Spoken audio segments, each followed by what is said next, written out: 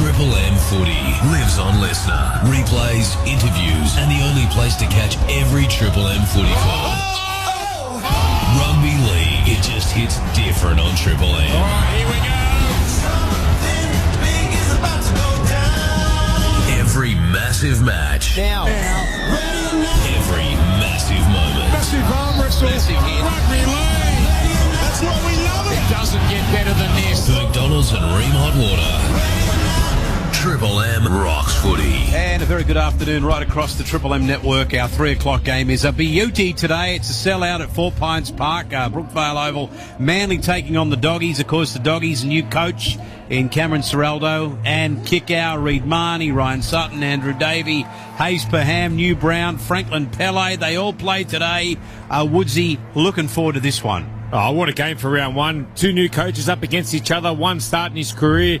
Your mate Anthony Seibold starting his career at Manly. Yep. Mate, the expectation of Manly's pretty high at the moment too, Maroon. They've got some real good, keys in their forward pack. Ola Kawatu, Jakey Travojevic, Tuolangi, one of their off-season buys, has been outstanding. So really looking forward to see how they gel as a pack, and coming up against the Bulldogs, like you said, they've got so many off-season recruits just to see how they can work with each other, and really, really keen to see how Reid Marnie goes in this forward pack. Okay, Kepi will start on the bench. Josh Alloy will start in the run outside. We'll take a break, come back. We should have kick-off. Manly and the Dogs as Triple M rocks the footy. Ready or not. To McDonald's and Ream Hot Water. Triple M rocks footy. The parent meet and greet with sweaty armpits. The family holiday with her entire family. Whoa, 99 bottles of beer. The drive across town with the mother-in-law. Oh, and Deborah kept going on about her divorce and the proceedings. Honestly, The Mitsubishi Triton. Nothing can frighten a Triton. Triple M Footy lives on Listener. Ready or not. To McDonald's and Ream Hot Water. Triple M rocks footy. Can't stop what I got. Ready or not. And Ryan Girdler, good afternoon to you, mate. Who do you tip in this Good game? afternoon, Manly and the Anthony. Dogs? Oh, gee, yeah, it's exciting, isn't it? Both of these sides were probably disappointed with their seasons last year, but yeah, new coaches and the fans are up and about and looking to just see about, not so much about performance and continuity, but it's about effort and energy today, isn't it, from these two sides? It's a full house up there at at 4 Pines, and yeah, I'd like to tip the Bulldogs because I think they're really going to build through the year, but I think this early in the season, I'm going to have to go with Manly. Okay, what about you, Aaron Woods? Who are you tipping for this one? Yeah, look, I'm pretty similar to Gerds. Obviously, the Bulldogs have had so much, talk in the off-season with the players they've brought to the club, but really looking to see how the Manly Sea Eagles go. I think this is going to be a real big season for them. What a game getting Tommy Travojevic fit for round one, and I just love the off-season, the coaching staff they've got. Seibold, a coach that I love working under in Shane Flanagan and Jim Dimmick there as well. So really to see the ploys of structures and the shapes they're going to be coming out with, because I know they're very thorough on that from when I've worked with them in the past. And you're tipping Manly? Tipping Manly to get it done today. All right, I'm the only one tipping the Dogs. Oh, well, hang on, let's check on our sideline with our man, Michael Chamis. Who are you tipping, old mate? Okay, we've just got a little bit of a problem crossing to you. He's It's knocked, a great start for Chamis. he's knocked it on from the kickoff. He's knocked it Chamis, on. hasn't he? He's gone straight back to the bench. All right, here we go. We've got the Doggies out onto the field. Let's have a look at that side. We've got Hayes Perham at fullback, Jacob Carraz and Adokar on the wings, Averillo and Paul Adamotti in the centres, Burton and Flanagan at the halves, King and Sutton up front with Marnie the hooker, then the back row, Billy Kickow, Raymond Faitala Mariner, Fa'amanu Brown playing game 50 in the NRL today. And the bench is Tanner. I think Tanner is on debut today. Tanner Waddell, Franklin Pele and Preston. So that's the Doggy side. Here's the home side now. No changes, just a lineup change. Turbo Tommy at the fullback, Tuapolotu and Garrick on the wings. Parker and Kohler in the centres. Cooper Johns, Daly Cherry Evans in the halves. Paseka and Jake Travojevic up front. Lachlan Croker is the hooker. The back row, Ulakawatau, Kelma Tuolangi across from the West Tigers. Josh Aloye starts, so the bench is Weeks, Ben Travojevic, Ethan Bellamore and Sean Kepi. We're about to get underway. Looking forward to this one. A great game to start off Saturday. Referee is Grant Atkins. 4 Pines is the venue, or Brookvale as we knew it as kids growing up. Beautiful part of the world, and a packed house as the Doggies kick off. I'm tipping them to win. Tommy Trebojevic takes it, gets the pass away to Alloy. Alloy is taken by Faitala Mariner, and Manly are 20 metres out to start the game for Ream Hot Water. With us since day dot, install a Ream. And now Jake Trebojevic playing in the front row today will play at 15 metres out.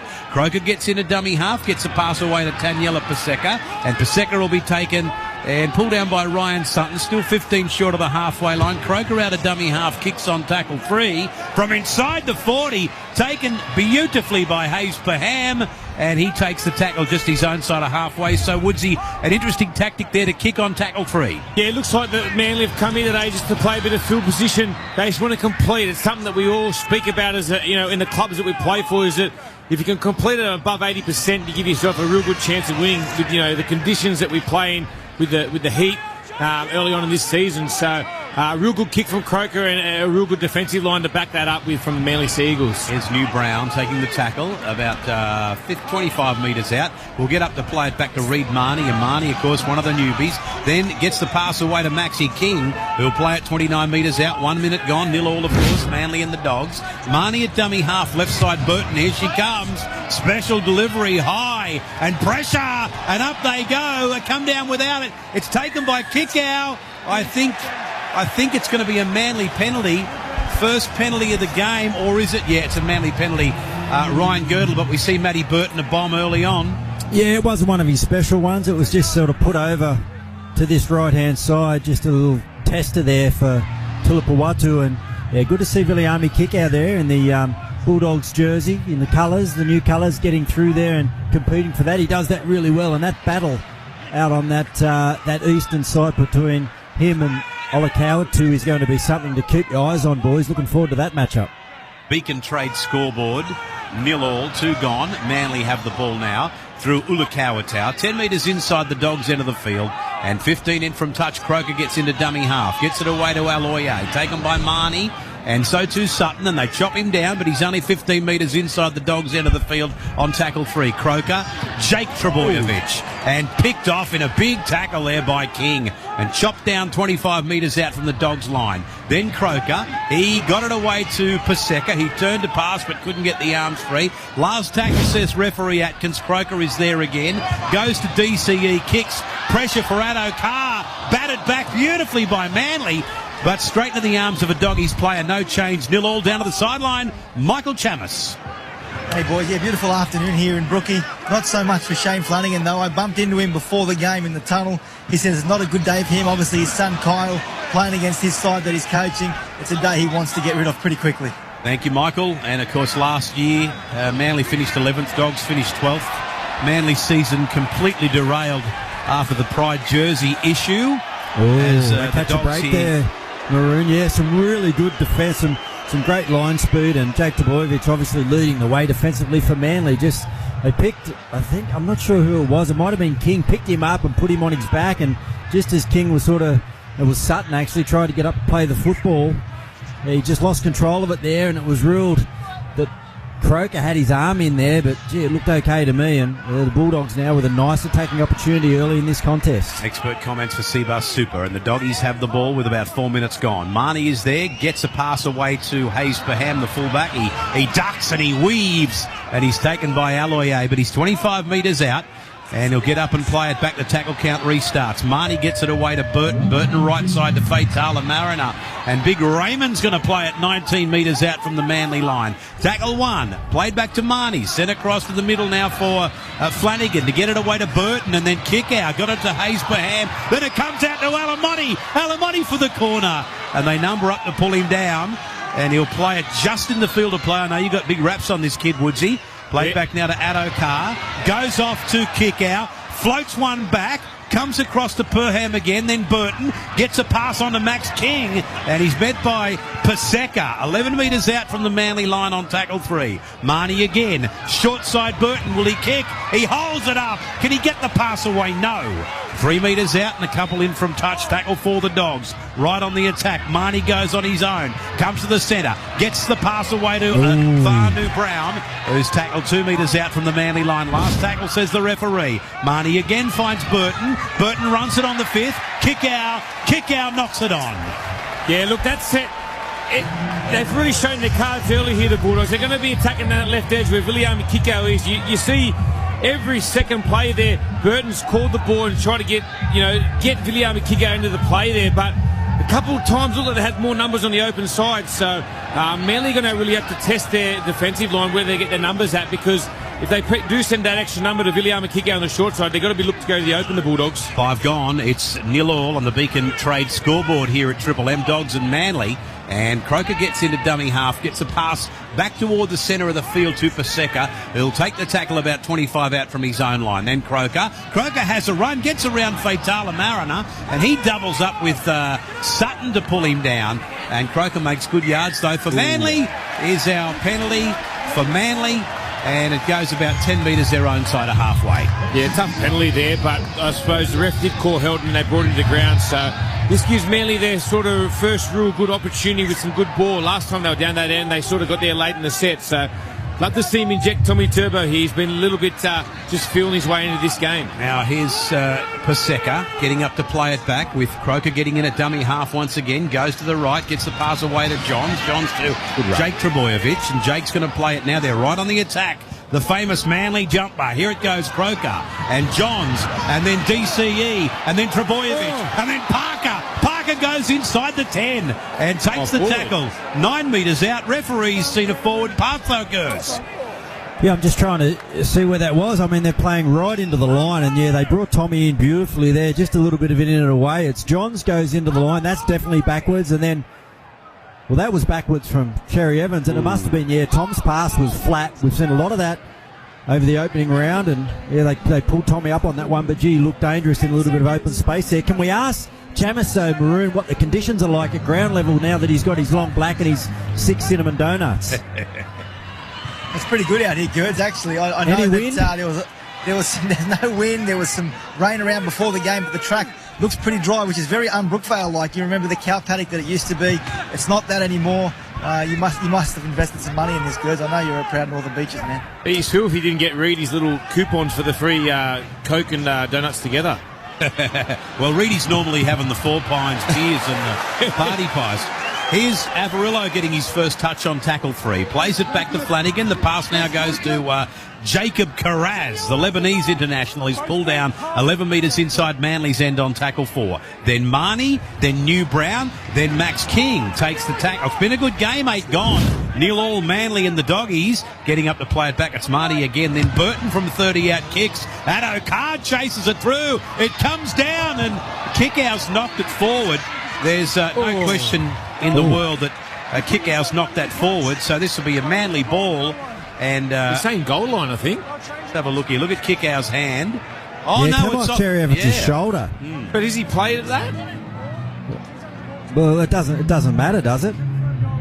Oh, wow. I'm just the ball came down and landed on him. So, I mean, he's got to be accountable for that. Then it rolls 20 metres. I mean, it's not like the ball was, I think, towards the sideline and just hit him on the way through. And the other thing is, Gerds, he put himself in a position to be around the ball, so you've got to be expecting it at all times. If he wants to be a blocker or a shielder, as we call it, you've got to be expecting the ball any time. What do you guys at the Dragons call it? A shielder? Shielder. Oh. I think I just made that up, actually. Because it's never me, Gerds. Here's Marnie and Flanagan and Ryan Sutton, one of the newbies. He's dropped it. It's picked up by Paseka, and Paseka will take the tackle for Manly. Sorry, Gerds. It's actually called an escort at our club. Yeah. So here we see Tua Pilotu, and as we've said, a number of new players obviously in this Doggy side. They're all out there. You got Sutton and you got Kickout. You got a whole stack of them on the bench as well. We rattled them off earlier. New Brown's out there. Franklin Pelle's on the bench. And, of course, for Manly, a brand new coach in Anthony Seibold, and we wish him all the best. He had a wonderful stint at South. Not such a good stint at Broncos, but I don't think anyone doubts he can coach. Do you really wish him all the best? Absolutely I do, mate. Here's Trbojevic, Jake Trbojevic, and then Johns got the pass away to Tuolungi. You're listening to Wendell, mate. Wendell goes and tells Siebes all this awful stuff, I say. Sorry to break. I don't listen to Wendell. Nobody does. There's a kick from Cooper. Johns Johns. Up goes Hayes Baham and takes it 12 metres out from his own line. Well, as long as Seabold doesn't, Maroon, you've got nothing to worry about. Well, you know what I always say about Wendell? He might have played, he's a dual international, he played in a couple of premierships, but his real talent is, can he gossip? He is a gossip. He should be at the CWA Hall in Singleton. Played back to Marnie, given across now to Sutton. Sutton up toward the halfway. And a great tackle from Ulakawatau. He picked him up like a little kid and dumped him down on his bum. Sutton must have a target. That's the third big hit in the space of 11 minutes on him. Out the full as well. That just compounds that poor attacking set from Canterbury. Yeah, some really good defence through the middle. Jake Trbojevic leading on the edges. Ulakawatau there. That was a beautiful shot. They've been really physical with the edges of the Bulldogs every try. You spoke about what's happening down the middle, and then as soon as they try and relieve some pressure and go to an edge, they're met with that sort of defence. Tuolungi on the other side too has been strong, and then that just allowed some inside pressure there to get out and get to Burton, and that just made him hurry the kick, and now it's Manly's advantage. They get to attack the Bulldogs line, I think, for the first time. 0-0 Manly and the Dogs, and 11 minutes gone in this game at the beautiful Brookvale Oval, Four Pines Park. DCE, Johns got a lovely little pass away to Turbo. Turbo stepped around 1, 2 and 3 and then takes the tackle. Quick play the ball. Croker has it. He gets the pass, then away to the big bloke Taniela Paseka, who's only 11 metres out and about 20 in from touch. They're looking good here, the home side. Croker gets in a dummy half, short side DCE, steps off the right, puts a little kick in, comes off Marnie. Marnie regathers and does so well to stay in the field of play, or does he? No. He's knocked it on. It's a knock on. I'm not sure where the knock-ons come from. It looked like there was an early play from Cherry Evans kicking for an unusual chaser in Jake Trbojevic down the middle of the field, and Marnie looks like he... Looks like a good captain's challenge here. Yeah, it looks like he's just knocked that one up in the air and then just tried to keep it in the field of play and done a good job of it, but Atkins thought otherwise, and now we'll let the bunker decide. Yeah, it didn't look like he did it on purpose, Gerds. It looked like he just had a bit of a swing at it and it popped up. And as he's done it, Jakey's pushed through a really good kick chase. He's juggling the ball, so Jake Trbojevic is allowed to contest the tackle, playing at this point. But Jake hasn't touched it at this point. Not so at all. Jake's got hold of him. Marnie comes down with He's it. allowed to hold him but Maroon. But then Marnie... Yeah, because he's already knocked it up. And he stays in the field of play. Where's the knock-on? There's the knock-on right there. On the Harvey Norman replay, is there not a knock-on right at the death of that play? His hands don't come off the ball, just need to make sure they... No, I don't think so, Maroon. Does he ground it at all when he hits the deck? Well, he's already said he didn't knock. The video ref said no knock-on the Harvey Norman replay. Reed's in the field of play. Now the referee blows his whistle, which is a mutual infringement. We'll play the ball, tackle 0. That's a big play for Reed, Marnie. It's a big play, but it's right. And I'm not sure what Atkins was looking at there. But anyway, they got it right. That's the main thing. So the Doggies still have the ball, is the short answer to that. Look at this defence from Manly. They're just getting 3 or 4 in a tackle and just pummeling these Bulldogs runners. Again, on Jakey and Croker. Unbelievable. Now here's Marnie in a dummy half. They're only 5 metres out. Then it comes out to Jacob Carraz. Good run. The little winger manages to break the wall, gets up and plays it back to Marnie. Then it goes out to Fatala Mariner. Fatala Mariner, now they're almost 30 metres out, so this is better. Avarillo, Flanagan now Burton. Burton gets it away to Kickow on tackle 5. Billy Kickow kicks it nearly into the grandstand. White's Kickow kicking it for... And that's just terrible end of the set for the Doggies, Woodsy. Look, I don't blame Kickow there. He thought Matt Burton was going to kick with the big left foot, and Matty Burton just throws him the ball in the own 30-metre zone when they've gone last play. Poor Kickow's blowing up at himself, but it wasn't his play to do a kick there. Matty Burton's got the longest kick in the game. I thought he should have kicked it there. Yeah, I definitely a mix-up in the tackle count there because it went from both halves to Kickow, so they probably thought it was the 4th. They've got to get that right, though. Manly with another chance. 13 gone, Triple M locking the footy. It's 0-0. Here's Paseka, 20 metres out from the Doggies line on tackle 2. Gets up, Croker's there at dummy half. Takes it toward the centre, gets it away to Aloye. And Big Josh has pulled down 11 metres out, centre of the field. Croker, right side, DCE, and then Turbo gets out of a tackle. Kickow's got him, 5 metres out from the Dogs line on tackle 5. Played back now to DCE, or is it tackle 4? And then it goes to Croker, and then to Johns, and then it comes out to Garrick. Garrick gets away from one, comes back into the traffic, a hint of obstruction.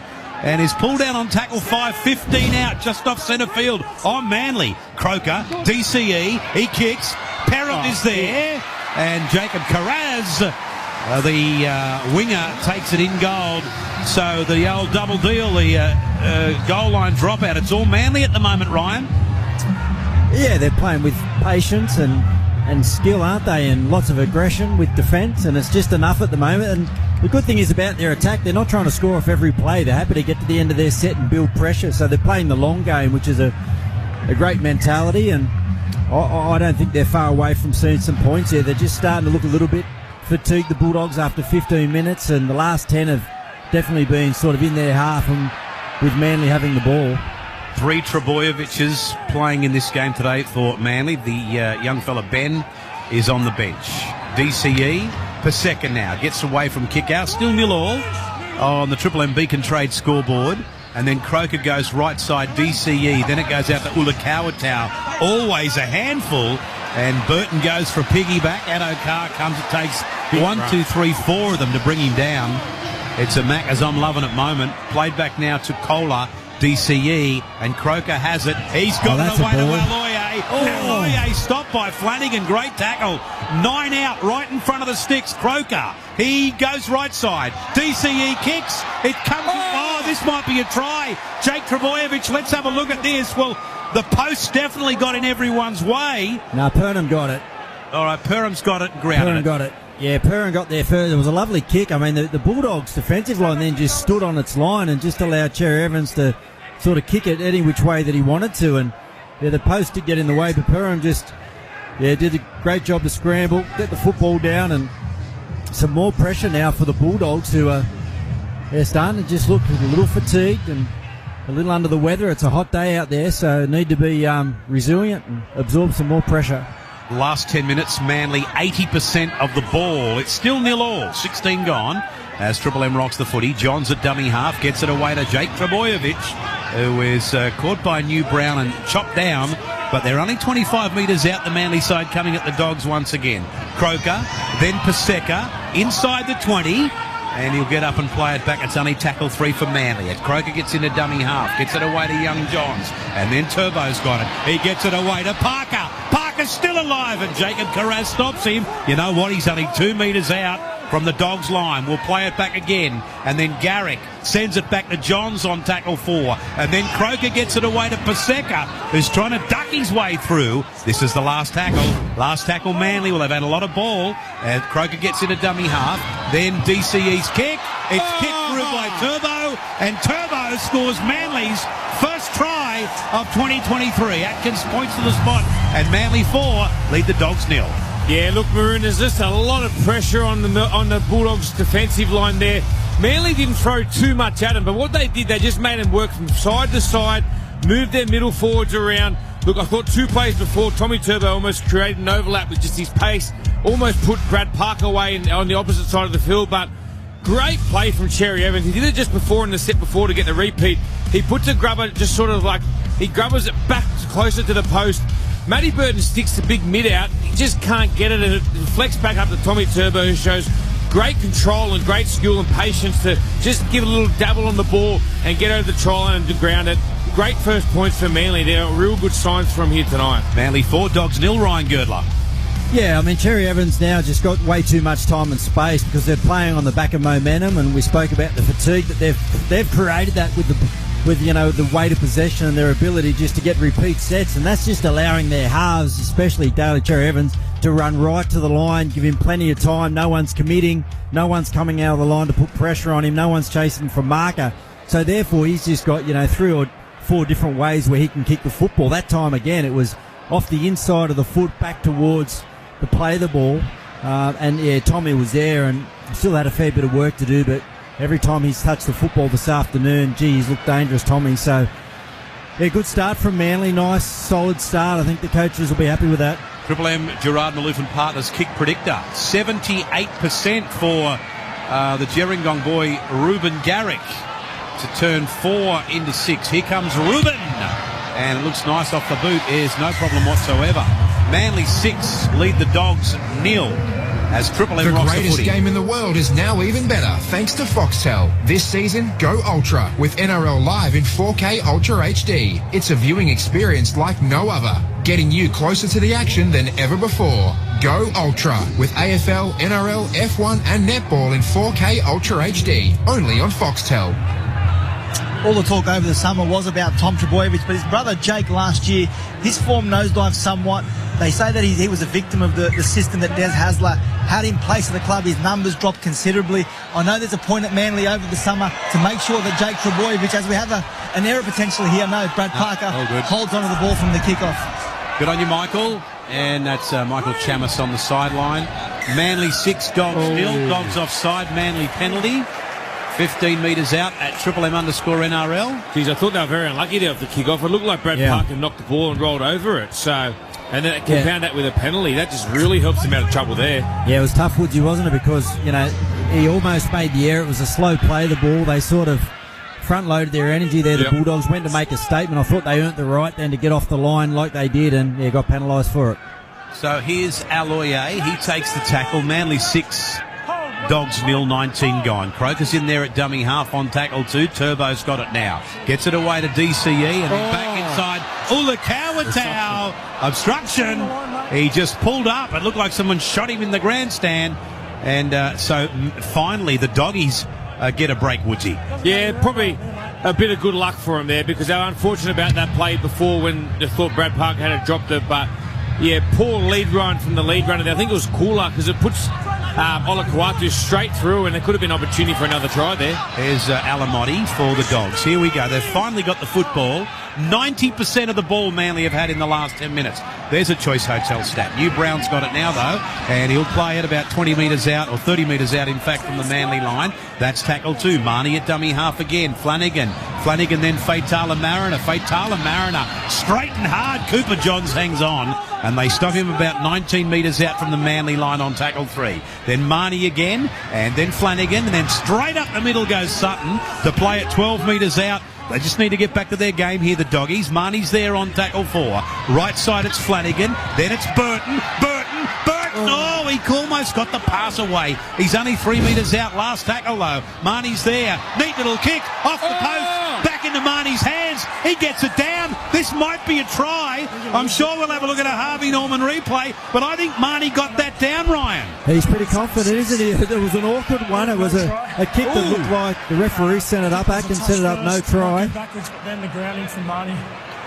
So I think it's all going to be about the grounding, but yeah, Burton almost saw some open space there, had no support. Marnie then on the last play jumps out from dummy half. It hits the upright. The padding there of the upright, it doesn't seem to come on. Flanagan goes through. We need to see whether or not he makes contact with the football, and if so, does it go forward or does he cleanly miss it? He looks like it's a clean miss, and then Marnie then just comes through, and then it's Marnie on Trbojevic, and just need to see whether or not he gets the ball over the line and any downward pressure with control on it. Tommy does his best, and it looks like a try to me, boys. What do you think? I reckon Cooper Johns has got his hand in there and knocked it out. Oos. I think that's a try. That should be a try, I think. Well, this is the great... all available angles to see whether he gets to the line and still maintains possession. If you've just joined us, we're just at the bunker looking at a possible try to read Marnie. But right now, Manly lead the game 6-0. I think this will be awarded a try. He's over the line. They did change the rules, didn't they, Maroon? They did say that if it did roll out of the hands, but on the arm, and there was... I'm just checking on possession now. And if there was still control. So this would indicate, under the new rule, that there is still control. There's no separation, right and that should be a try. So at this point, Reid has his hands on the ball, which is down on the ground. Try. We have a decision. Yeah. So they've done well, the Doggies. They've struck straight back, which is what they needed to do. And so the Triple M Beacon Trade scoreboard is going to be Manly 6, lead the Dogs 4. But this try is virtually right under the post. So way to hit back, Woodsy. Yeah, that'd be really good for the confidence in Reid Marnie, because it's a position that they've sort of lacked in the last few years, is their hooker role. So he's put a really good kick in. I dare say if the post wasn't there, Flanagan probably almost scores himself. So great work from young Reid Marnie to place some eyes up play and see Flanagan pushing up in the line, expecting that kick, but the post knocked it back. For him to keep running and push up there, did a really good job in evading, getting away from Tommy Turbo to get the ball down. So really good work from Reid Marnie there. Exciting. Triple M Gerard Malouf and Partners kick predictor. GerardMaloufPartners.com.au. 100% for Matty Burton. He does not miss them from there. And 6 points to 4. But if you've just, as I say, joined us, this kick is from right in front for Matty Burton. And this will just boost the Doggies' confidence. They've been absolutely ambushed. The start. Well, sorry, Gertz. Yeah, well, they have, Maroon, but I mean, I think we're forgetting the fact that they've only completed 44%. That's been their problem. Their ball control and some of their end of sets and the options that they've taken. So there's a fair bit that they can blame themselves for, and Manly have been up and in their face. Burton knocks that one over, but even though they're level on the scoreboard, they've got a fair bit of work to do to get themselves back into this contest, the Bulldogs, for mine. 6-all as Triple M rocks the footy. What a game. And no matter who you're cheering for tonight, raise a Jim Beam to the fans and the players. But remember, everyone can benefit from a spell on the interchange. So drink responsibly. Yeah, Woodsy touched on Reid Marnie and how important that signature was. It has been a position they struggled with in recent years, and when Phil Gould came to the club, he identified that as a key signing. And when they signed Reid Marnie, I know there were a few people at the club confident about what a good number 9 could do to this football team. So 6-all, and of course the Triple M Beacon Trade scoreboard, supporting tradies with 120 stores nationwide, expert teams and exclusive trade services. Beacon Trade, let's make light work, and love having them on board for 2023. Fatala Mariner has it with 18 minutes left in the first half of this game. Played back to Marnie, got the pass away to Maxi King, who's taken by Croker. 19 short of the halfway line. We'll play it back to Marnie now, and back toward the centre for New Brown in his 50th NRL game. Gets up to play it back to Marnie, then goes left to Burton from outside the 40. He launches up a high, deep kick. Here comes Turbo. Takes it beautifully, and Addo-Carr gets hold of him. So it's been a good game in front of a packed crowd at Triple M_NRL. Here's your old mate, Woodsy Gavin from Dubbo. Is he still going around? He says, I told you I met him in Dubbo, didn't I, recently? What does this Palooka want? He says, how do you think the Dragons will go against the bye? Mate, we'll win. Don't worry about that. We're in the 8. Yeah. Here we go. We've got some fresh faces on there now. Gavin, thank you very much, mate. You can tone it down a bit in 2023. That's 10 seconds of my life. I won't get back ever again, Gav. Appreciate it. Is Trebojevic Turbo just inside Dog's end, and he will get up and play it back to Croker. And then DCE on tackle 5 kicks this. This will go straight to Addo-Carr, and Josh Addo-Carr takes it on the full. Over the 20 he comes. Manly and Dogs 6-all. About 17 minutes left in the first half of this game as Triple M rocks the footy. The other games tonight, of course, Cowboys, Raiders, and then that'll be a beauty, Rabbitohs and Sharkies in the Shire tonight. So obviously a big out for the Sharkies side, and 2 of the real heavyweights in season 2023. Anyway, Flanagan out of dummy half, over the halfway, tries to get away from Cooper Johns. Cooper does well to pull him down just inside Manly's end on tackle 4. Then Marnie goes again. Marnie, he got a little pass back to Amarillo. I thought it might have been forward though, boys. Now 15 metres out, last tackle, says referee Atkins. Flanagan and Burton, he kicks out toward the wing. Up goes Tuapolotu. Addo-Carr bounces it, bats it back, and it's play on. 6 tackles again for the Doggies. Burton has it. 10 metres out and about 15 in from touch. So they get the ball back, the Dogs. Fresh set, right near the line. Addo-Carr again. Here goes Josh. Gets out of 1. Straightens up, goes again. And pulled down by Kepi. Kepi's out there now. 5 metres out from the Manly line. He gets up to play it back, and Marnie is there. Then it comes across and picked up by Flanagan. He gets the pass away to Perham. Perham's taken by Johns. 9 metres out, 10 in from touch. We'll get up and play it back. Still plenty of tackles left in the set. Here's Avarillo. Straight across field he goes, and then gets a pass away to Waddell, only 3 metres out. Played now back to Marnie. Marnie goes left, gets it away to New Brown. Ball is loose. This is going to be picked up by Max King. Knock on. Bulldogs. Wow. Bulldogs. So this will be a Manly ball.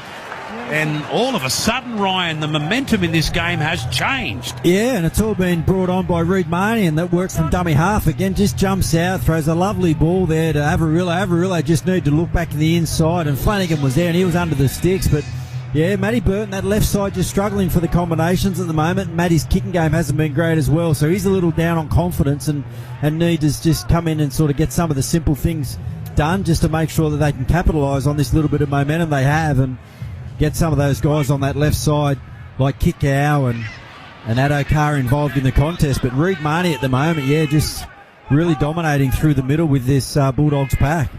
Down on the sideline, Michael Chamis, been a lot of activity on the bench.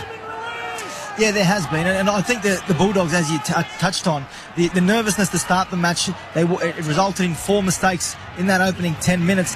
They sort of withstood that. It was a lucky deflection that resulted in the Tom Trbojevic try, and now they're getting themselves back into the contest. Now DCE, and now Ulakawatau. Ulakawatau, an attempt at one-on-one strip, and now... Just six again to Manly here. Okay, Manly feed, knock on. Burton tried to force the strip, and as a result, Manly will have a fresh set of 6 on the Harvey Norman replay. But I thought myself there, Woodsy, that he stripped it and then knocked it back. Well, he stripped it towards me. He's facing the Manly line. These are the little things that Gert's talking about with, Matty Burton. To try to get himself into the game, I reckon he just needs to hit and stick there. Don't worry about doing the one-on-one rake. Don't worry about trying to go for those percentage plays. Just worry about just getting the ball down the other end, make your tackles, and then, just finding your timing there. Trying to get the easy way out sometimes. Okay, Brad Parker at the halfway line for Manly. 13 left in the half as Triple M rocks the footy. Tomorrow we will have the first ever Dolphins game on Triple M, if you're listening through 104.5 Triple M Brizzy. Now getting up to play it back. Croker gets into dummy half. Then DCE off to Johns. Johns gets quick hands. Turbo. Almost intercepted by Adokar. But Ulakawatau somehow comes away with the footy. If Adokar gets that, 99. That was going to be under the post. Played back to Turbo. Short side, then open, and then it goes across to Kepi. And Kepi's taken a lot of big hits in this game now. He's taken by King and so too New Brown. And then Croker. And then Johns. Turbo, left side, quick hands. And over the sideline she goes. So they just got a little bit ahead of themselves, Manly.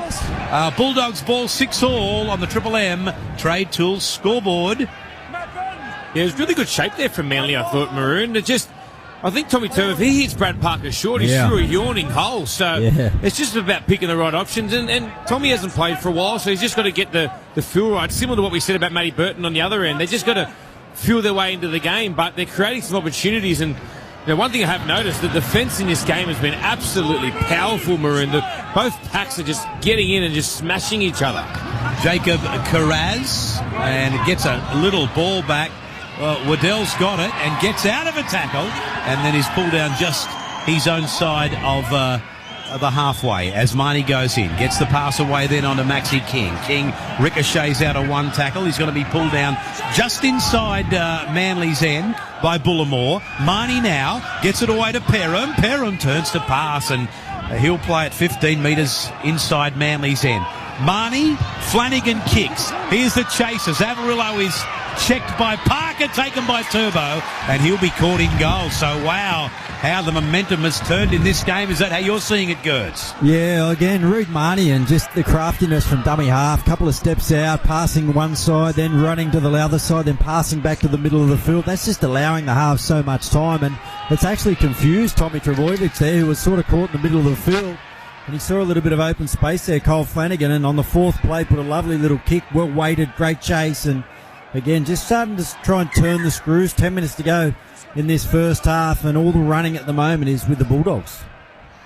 This goal line dropout. Jacob Carraz is being called out. This might be a blood bin, is it? Okay, let's go down to you, Michael Chamis, on the sideline. Yeah, Jacob Carraz right in front of me. He's been asked to come from the field for a HIA. He's arguing with the sideline official here, saying that there was no injury for him to come off and be checked for, but he's leaving the field now. On another note, Farmanu Brown, he's come from the field, and Jacob Preston makes his NRL debut. He's got a cult following at the Bulldogs in such a short time. His family's sitting right behind me, and they've let me know all about it. Thank you, Michael. And Carraz comes off the field. And there is the kick from DCE. Now, this is going to be hard to pick up. But it's taken beautifully by Avarillo, given to Flanagan, and then Flanagan got it away. Fate Tala Mariner, it was a Maccas I'm loving it moment. Inside the final 11 minutes of the first half, Marnie. So now it goes across for Jaden Tanner also on debut to tackle 25 metres out. Marnie again got the pass away to Perham. It went out to Fatala Mariner. Fatala Mariner got caught in the traffic. Good tackle by Parker. 15 out the doggies. And then we go from Marnie again to Flanagan as it comes out now for Burton. Left side kick out. They number up and he turns to pass. But they put the big bloke down 5 metres out and a couple of metres in from touch on tackle 4. Now out of dummy half. Burton again. Then the ball comes across for Waddell and he's not going to be able to offload, or is he? Or is he? No, he's not. He takes the tackle. 3 metres out from the Manly line. Last now. Marnie. Fatala Mariner on the last tackle. They number up 1, 2, 3, 4, 5 of them. Change over. Good quality game. Manly and the Dogs 6-all. Yeah, look, Maroon, that's not a real bad finish because they've got Manly right on their try line. They've got to work 100 metres to get down the other end. So it's a really good play because it's a tough position of the field to get out of, and really love the ball movement there with Flanagan and Matty Burton linking up together. They're starting to find their way into this game and they're looking a lot more damaging now. At _NRL, Rex from Thirroul, who's down in Wollongong territory, says he went to watch the doggies. He went to watch the Dragons train and they don't even look good training. You know, they say every team looks good training. Stop it. What's he saying? Rex. No comment, Rexy boy. There's a pub in Thirroul called the Rex. Isn't there the Rex Hotel at Thirroul? Rex, yeah, it is. Here's Croker. And then back in field it comes to Turbo, and he's going to be pulled down by Waddell inside the final 9 minutes of the first half. Last tackle, Croker goes back to DCE from inside the 40, launches this one downtown. Perham takes it straight in the breadbasket and brings it back to the 30, but Johns and Parker pull him down. Gets up quickly to play it back. Flanagan is there. Gets the pass away to Avarillo. Again, Parker involved in the tackle. What a good quality game to kick off the Saturday rounds as we see one of these kids on debut right now, Preston. First NRL game for him, played back to Flanagan. Then we go across for Burton to get the pass away. That's a good shot from Jaden Tanner. Croker on Tanner, that's a big hit. Once again, it's Waddell. He just has a little bit of a settler. Trbojevic pulls him down. It's tackle 3. Marnie again goes left for Burton. Burton goes to the 30, kicks it, and Okar's chasing. He comes away without it. Picked up by Kickow, but Adokar knocked it on. Oh, he just came flying in. Josh Adokar as he does. Isn't he a player that just can create something out of absolutely nothing, Adokar? Just his sheer pace. You know, Burton put a grubber in. You're just sort of thinking, oh, it's only third play. What's happening here? And then out of nowhere, you just see Adokar pop up in the screen, and lucky for Tuapolotu, he just gets a hand on Adokar that forced the ball free. Otherwise, if he gets a good grip on that, he scores a try. Tuapolotu, or as his mates call him, Tuapaluka, around the Northern Beaches. I don't think they call him Tuapolotu. No, they do call him mate. He calls you a big Paluka. Oh, he can call me whatever he wants. Manly have the ball 15 out from their own line. 6-all. And Cooper Johns in a dummy half. Had a good first half. As Manly again bring it out from their own end. There is that man, Tuapaluka, getting up to play it back to Croker. Kepi can't get the arms free. Waddell has him. Reed Marnie has him too, and they drop him down. Tackle 3 is the call. Then Croker again, weaving and ducking. Sun shining on a beautiful Brookvale Oval, Four Pines Park, as we call it. That beautiful new stand they have there. And Manly get the penalty. Just got caught on the hop then. Waddell was just sort of not caught. Got caught at dummy half, marker, and in the ruck, and it was smart play by Bullymore that sort of just changed the line of his run to make sure he got back at the back row. Then it was offside, and it was late in the tackle count. And he gives away the penalty, and it gives Manly an opportunity here to. Isn't it funny? They got the positioning wrong for the penalty because it's outside the 40, but they make him come back and play it. Right. Now Croker. Now Jake Trbojevic. 10 metres inside the Dogs' end of the field. We're all still locked up at 6-all. Croker again, short side, Kepi, and taken by King. 15 metres inside the Dogs' end of the field. It's with Johns, left side DCE, and again trouble. for Turbo, and it comes out to Garrick. Garrick kicks back in field. The ball is still alive and taken by Avarillo. Referee's called time here. And, gee, they look nice down that left side, Woodsy. Yeah, what I love... I just really... No penalty try at the moment, but I feel that Tom Trbojevic is pushed out of the play unfairly. I don't think it'll be a penalty try. It'll just be because he was before the try line. But what I loved about this play, Cooper John straightens up the line with the way how nice and direct he runs his shape, and it just brings the Bulldogs defence in. Which is onside. I think Turbo's just onside here. Yeah, Turbo's grabbed by Flanagan. I don't really think there's much of a push in the back there by Flanagan. I mean, he's got every right to sort of run towards the football there, and if Tom's in his way, well, you know, they're going to bump into each other, and I don't think there's any more than that in it. Decision of onside we're playing on at this point. It's nothing to knock you off the ground. No, he hasn't pushed him or taken He's run him past the ball off his too. line. He's overrun the ball. That's all that's happened, and then knocked it on. But he'll Just probably get the penalty. Kyle Flanagan here. They will probably penalise Flanagan, I would imagine. Yeah, but doesn't look good for there's not a lot in it. Yeah. Well, Turbo will get a bloody gold logie for that effort. Kyle Flanagan has his hands in the back of Tom Trbojevic in a try-scoring situation and denies him a fair chance to test the ball. So he'll get 10 in the bin. That's brutal. All right, well, let's just bring you up to speed here. You can't say he's going to score a try from that positioning because there's still 2 or 3 defenders around. So I think what's going to happen here is they can't guarantee it was going to be a try. As so this has denied Tom Flanagan will go 10 in the bin. The ball. This is a professional foul. We have a decision. No way. Professional foul on Kyle Flanagan. Cameron Sorreldo looks like he's absolute. Can't believe this decision.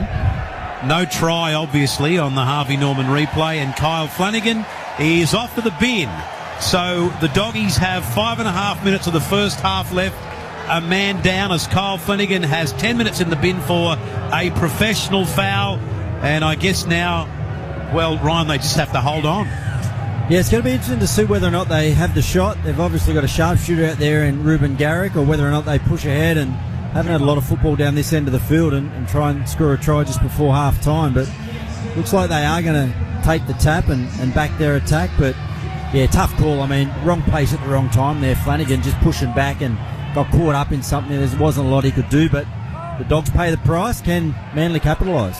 Now Parker and Trbojevic, DCE Kepi will play it now 11 metres out from the Dogs line. Canterbury defending with 12 men. Croker, DCE, Johns left side Turbo. Turbo tries to step back in and Preston pulls him down. He'll get up and play at 8 metres out. Parker, Johns, and then the pass went out to Bullimore, who's gone bum first into him and pulled down by Waddell 1 metre out right in front of the sticks here on tackle 3. Croker, Turbo, got it away then onto Tuolangi, out to Ruben Garrick, who goes over untouched in the corner, and Manly strike back to lead the game 10-6 as Triple M rocks the footy. Yeah, very smart play from Tom Trbojevic. That's the edge where young Kyle Flanagan would normally be defending, so he's on that right edge where he defends with the back row. But what Tommy Trbojevic does really well, he isolates Ray Fatula-Mariner, who tries to put a lot of pressure on, and then young Preston has to come in and defend him, and just a great slight touch of hands to go to young Tuolangi out the back and finds Ruben Garrick in the corner. That's just a smart play from a very smart footballer. Every time Tommy Turbo's touched the ball today, fellas, it feels like, and it looks like something's going to happen around him. This could be a real danger signs for the Bulldogs. 10-6, and over to you, Ryan. How are you seeing it, mate? Oh, yeah, I think Lachlan Croker had a massive influence on that play. The length and the speed of the pass there, he just cut out I think it was Johns was sort of standing there, went straight past his nose and hit Tom on the chest, and that just gave him that little bit of time and space that he needed then just to set up his men on the outside. And as soon as Tommy gets the ball, alarm bells go off and the outside guys get really nervous, and that makes them in that instance just make the wrong decision. A couple of young guys on this edge there. Just got a little bit lost, Jake Averillo, and just came in a little bit off their man and just allowed him on the outside, and the pass just beat the man, and it was well executed and probably against the run of play in some sense, but that's what Manly have been able to do, and they'll probably go in now at half time with a nice lead and with one man in the bin. Ruben Garrick to convert his own try. Triple M kick predictor 72% for Gerard Malouf and Partners. GerardMaloufPartners.com.au. Here's Ruben Garrick, another Gerringong Lion. They made some good footy players down that way, and Ruben's certainly one of them. Here comes Ruben Garrick. Oh, that's a beauty. Right over the black dot. Manly 12, Dogs 6 as Triple M rocks the footy. You don't need to be out in the middle to score a quick fire 40. Get 40 crispy, juicy chicken McNuggets and tangy Cajun dipping sauce from Macca's. It's the ultimate partnership. Order via McDelivery today. Select items available for a limited time. McDelivery is available in select locations.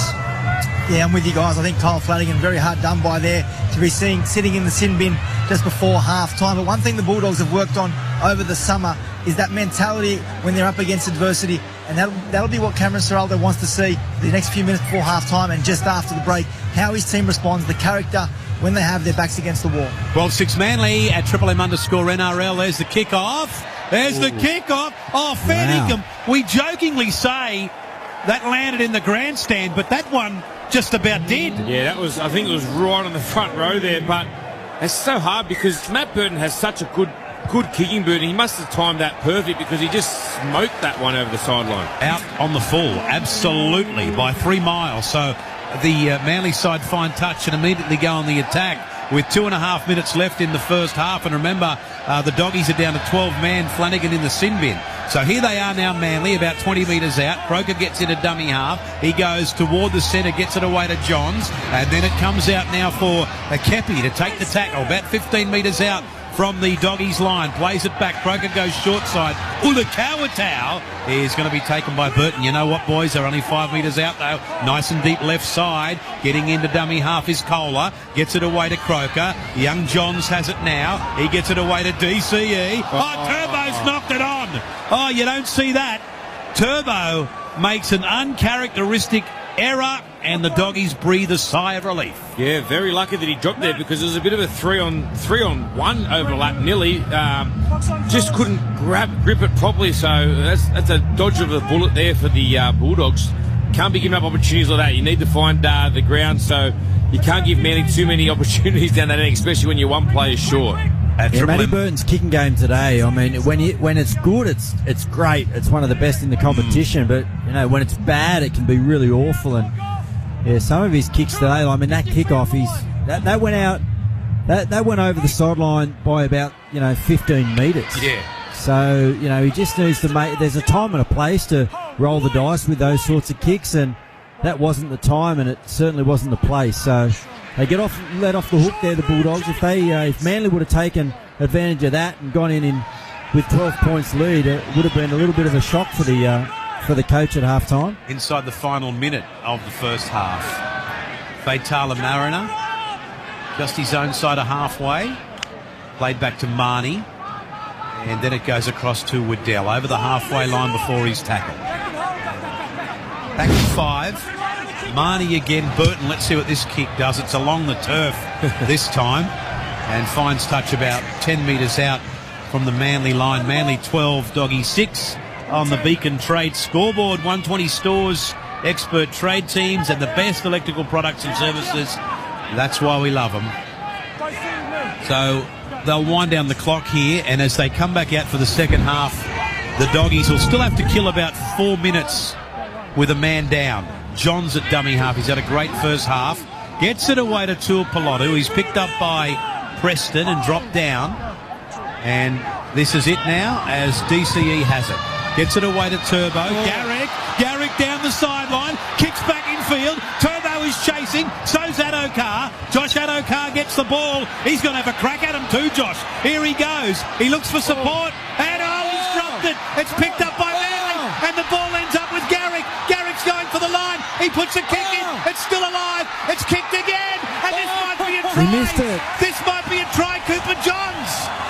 Did he miss it, Gerds? I think he missed. I think he went over the top of it and he knows it. Well, Cooper Johns gets up. I think he doesn't know what's happened. Given it a try. Referee's called it a try. We'll have a look at this on the Harvey Norman replay. Well, young Cooper Johns deserves that, Gerds. Oh, well, he does. He's had a really good first half, but going by his body language, he doesn't feel like he scored the try because he hasn't even acknowledged the fact that it's been awarded. So let's just go back to the start of that. Time's over. It's finished. And then Tommy goes down that side again. That combination with Garrick's been a good one in that first half. Garrick again with the kick back infield. And then it's Josh Adokar. Probably should have stopped the play there. All of a sudden, he decides to come up with the incredible offload and Matty Burton just kicks it forward, and then it goes to, I think it's Garrick again, and he kicks it on that other side. I think it might be Bullymore, and then Johns is the first one to the football, but he seems to go over the top of it. So we need to have a closer look from the front on angle, but my God, Cameron Serraldo, welcome to first grade coaching, brother. Gerds, it was like he waited for the right bounce to pop up. And then as he's waited for that second bounce, Max King's come from nowhere. Young Johns. Oh, well done, Max King. I think King has grounded it. Yeah, I think he has. I think you're exactly right. He was just waiting for it to pop up, so he got the clean grab on it and didn't know how close King was. And just the desperation of King there, I think, just saved the issue for the Bulldogs. Wow, what a finish to the half. How do you reckon Josh Addo-Carr's feeling now, boys? Well, you know, I reckon his half-time just might get a lot better. Okay. Yeah.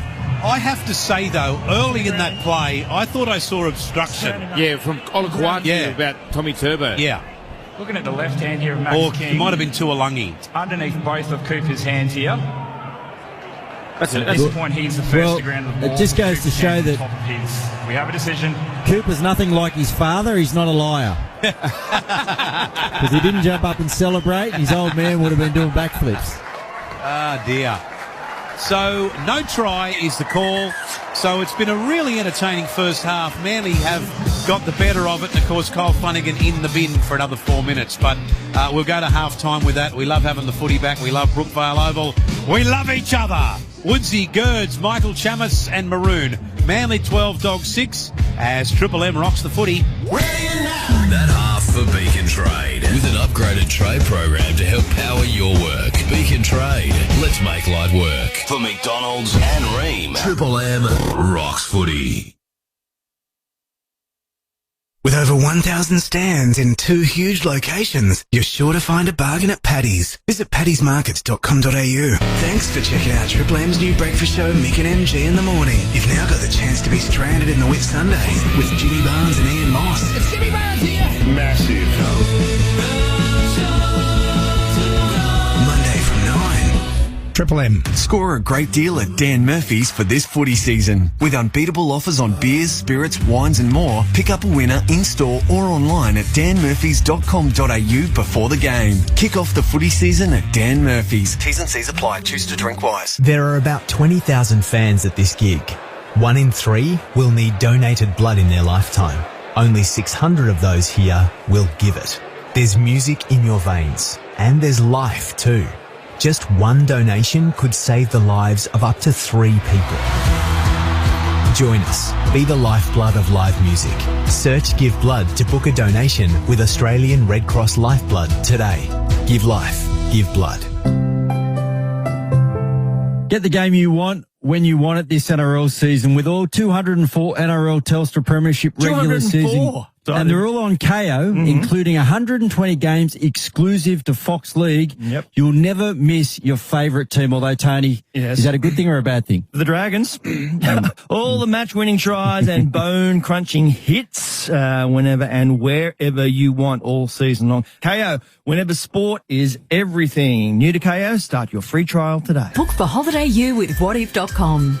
Because while you're stuck in Sydney, Holiday U is getting stuck into the room service menu. Book a hotel, flights, car hire and activities on the What If app today. What if it's Aussie for travel? Does your skincare routine include care from the inside out? Try Nature's Way Beauty Collagen tablets from Chemist Warehouse. With 2,500 milligrams of hydrolyzed collagen per daily dose, it works from within to support skin elasticity and firmness. From the #1 collagen brand on the market, Nature's Way Beauty Collagen tablets 60s and 120s are half price now at Chemist Warehouse. Always read the label and follow the directions for use. Chemist Warehouse, great savings every day. Get 2 or more NRMA boat, home, car or caravan insurance policies and you could score yourself a deal. To get a quote, call 132132. A little H-E-L-N-P from NRMA Insurance. Eligible policies only. Minimum premiums may apply. Visit nrma.com.au/loyalty for more information. Not available for policies in WA, SA or NT. Always read the PDS and TMDs from NRMA Insurance at nrma.com.au. With over 1,000 stands in 2 huge locations, you're sure to find a bargain at Paddy's. Visit paddysmarkets.com.au. Triple M footy lives on Listener. Ready or not, McDonald's and Ream Hot Water. Triple M rocks footy. you can't stop what I got. Ready or not. And welcome back. It's half-time at Four Pines Park in the beautiful northern beaches of Australia's best city, Sydney. And at half-time, Manly hold the advantage, 12 points to 6 over Canterbury. Gerds, let's start with you today. Yeah. A great first half performance by some of the players, and obviously it's great to see young Cooper Johns having a big game, and he is. Yeah, he's doing really well, and that combination that he's forming on that left side with Tommy Turbo is going to be one to watch in coming weeks. And yeah, look, it's ebbed and flowed, hasn't it? Manly sort of started really well, got away with a nice early try, but then Reed Marnie, I think, has had a real influence on the middle of the field around the ruck for the Bulldogs. He's been really deceptive and been able to get the team upfield. On the back of what he's done, though, they really haven't been able to capitalise. Their kicking game has been really bad. The back end of sets hasn't been great for the Bulldogs, and they've also got one of their halves in the bin for the last 8 or 9 minutes, and we'll have to spend the first couple of minutes of the second half in there as well. And yeah, so both sides I think will be happy with certain parts of their game. And a little bit disappointed with others. I mean, the Bulldogs have completed at 58%. I mean, you just can't go to Four Pines Park against a pretty good Seagull side that have coming off a great preseason, expect to win a footy game if you're completing under 60%. So that's something that Serrato will definitely focus on. I think he'll take the positive out of the fact that when they do complete their sets and when they do control the ball, they get those combinations working, they look really dangerous. And the Seagulls, on the other hand, their ball completion's been pretty good, but I think, and defensively they've been good, but I think they'll be a little disappointed with the amount of opportunities that they've created, and they just haven't been able to ice that final play and sort of, get a few more points on the board with that sort of dominant possession and completion rate that they've had in the first half. But it's been entertaining, boys. Yeah. And obviously Manly missing Josh Schuster today with a calf injury, so he's still to come back. What about you, Woodsy? Have you seen it? Yeah, I think it's been a game of momentum, to be honest with you, Maroon. I think the first 10 to 15 minutes, Manly were all over him. They were bruising in defence, had all the ball. They were up 6-0, and then, like Gert said, then the forwards from the Canterbury got him back into the game, and Reed Marnie was just a little architect of it. He just constructed all those great plays up the middle, but then, they got back into the game at 6-all, but then I totally agree with what Gertz had to say about the kicking game. The kicking game has really let the Bulldogs down. They've kicked 2 out in the full and 1 kickoff out in the full as well. You just can't do that in NRL, and this time of year, you need to be completing at 80+%, and that's what Manly are doing, and I think Manly would probably be a little bit unhappy with where they're out of the game because they've had quite a few opportunities. If Turbo catches a couple of those passes out the back, they could have got 2 or 3 more tries, and really liking what Cooper Johns is doing. He's really straightened up the play when he gets the ball out the back there.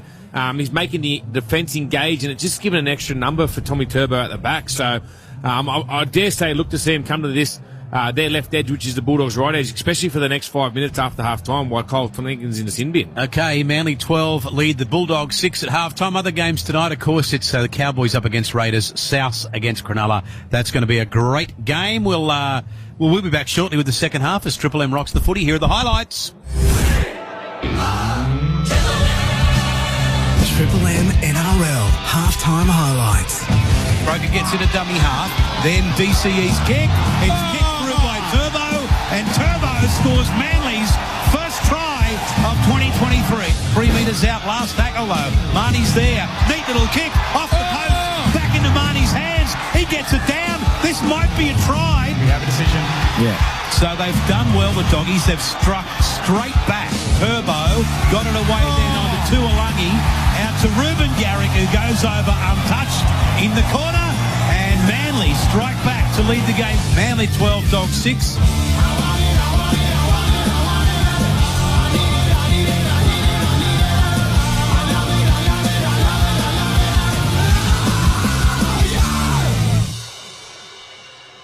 It can take any load. With 4 off-road driving modes, it can fend off any terrain, Maroon. A rock-solid 10-year warranty and 10 years cap price servicing. You know what I'm talking about, Woodsy. Yeah, mate. It's Mitsubishi's toughest ute ever. The Mitsubishi Triton. Nothing can frighten a Triton. Terms and conditions apply. With over 1,000 stands in 2 huge locations, you're sure to find a bargain at Paddy's. Visit paddysmarkets.com.au. Thanks for checking out Triple M's new breakfast show, Mick and MG in the morning. You've now got the chance experience to be stranded in the wet Sundays with Jimmy Barnes and Ian Moss. It's Jimmy Barnes here. Massive. Monday from 9. Triple M. Score a great deal at Dan Murphy's for this footy season. With unbeatable offers on beers, spirits, wines and more, pick up a winner in-store or online at danmurphys.com.au before the game. Kick off the footy season at Dan Murphy's. T's and C's apply. Choose to drink wise. If you're struggling to put food on the table for you or your family, help is only a click away at Food Bank. Everyone should have access to good quality food regardless of their situation. So if circumstances have left you or your family hungry, we're here to help. Just visit foodbank.org.au and click Find Food. You'll get access to grocery relief, meals and more. If you're struggling to make ends meet, we can help it all click into place. Visit foodbank.org.au now. Renovate your bathroom with Caroma at Harvey Norman. Get a further 10% off Caroma bathroom products when you spend over $500. Caroma Luna Toilet Suite, $529. Caroma Luna Basin Mixer in brushed brass, just $199. Pre-order the all-new Caroma Urbane 2 Electronic Bidet Suite. Order now for April delivery. Plus, get a further 10% off Caroma bathroom products when you spend over $500. T's and C's apply. See store for details. Renovate your bathroom with Caroma at Harvey Norman. Imagine if every car or home insurance policy you took out with Qantas Insurance could earn you up to 40,000 Qantas points. The points could really add up. So if you had a car and home to insure, or even 2 cars, that's up to 80,000 Qantas points. Qantas Car and Home Insurance's biggest Qantas points offer is back. But hurry, offer ends 28 April. Search Qantas Car and Home Insurance today. T's and C's and exclusions apply. Insurance issued by Auto and General Insurance Company Limited. Consider PDS and TMD at qantasinsurance.com. 40 crispy chicken McNuggets are for friends. Together with tangy Cajun sauce, close friends only. Pick up juicy chicken and tangy Cajun at Macca's drive-thru today.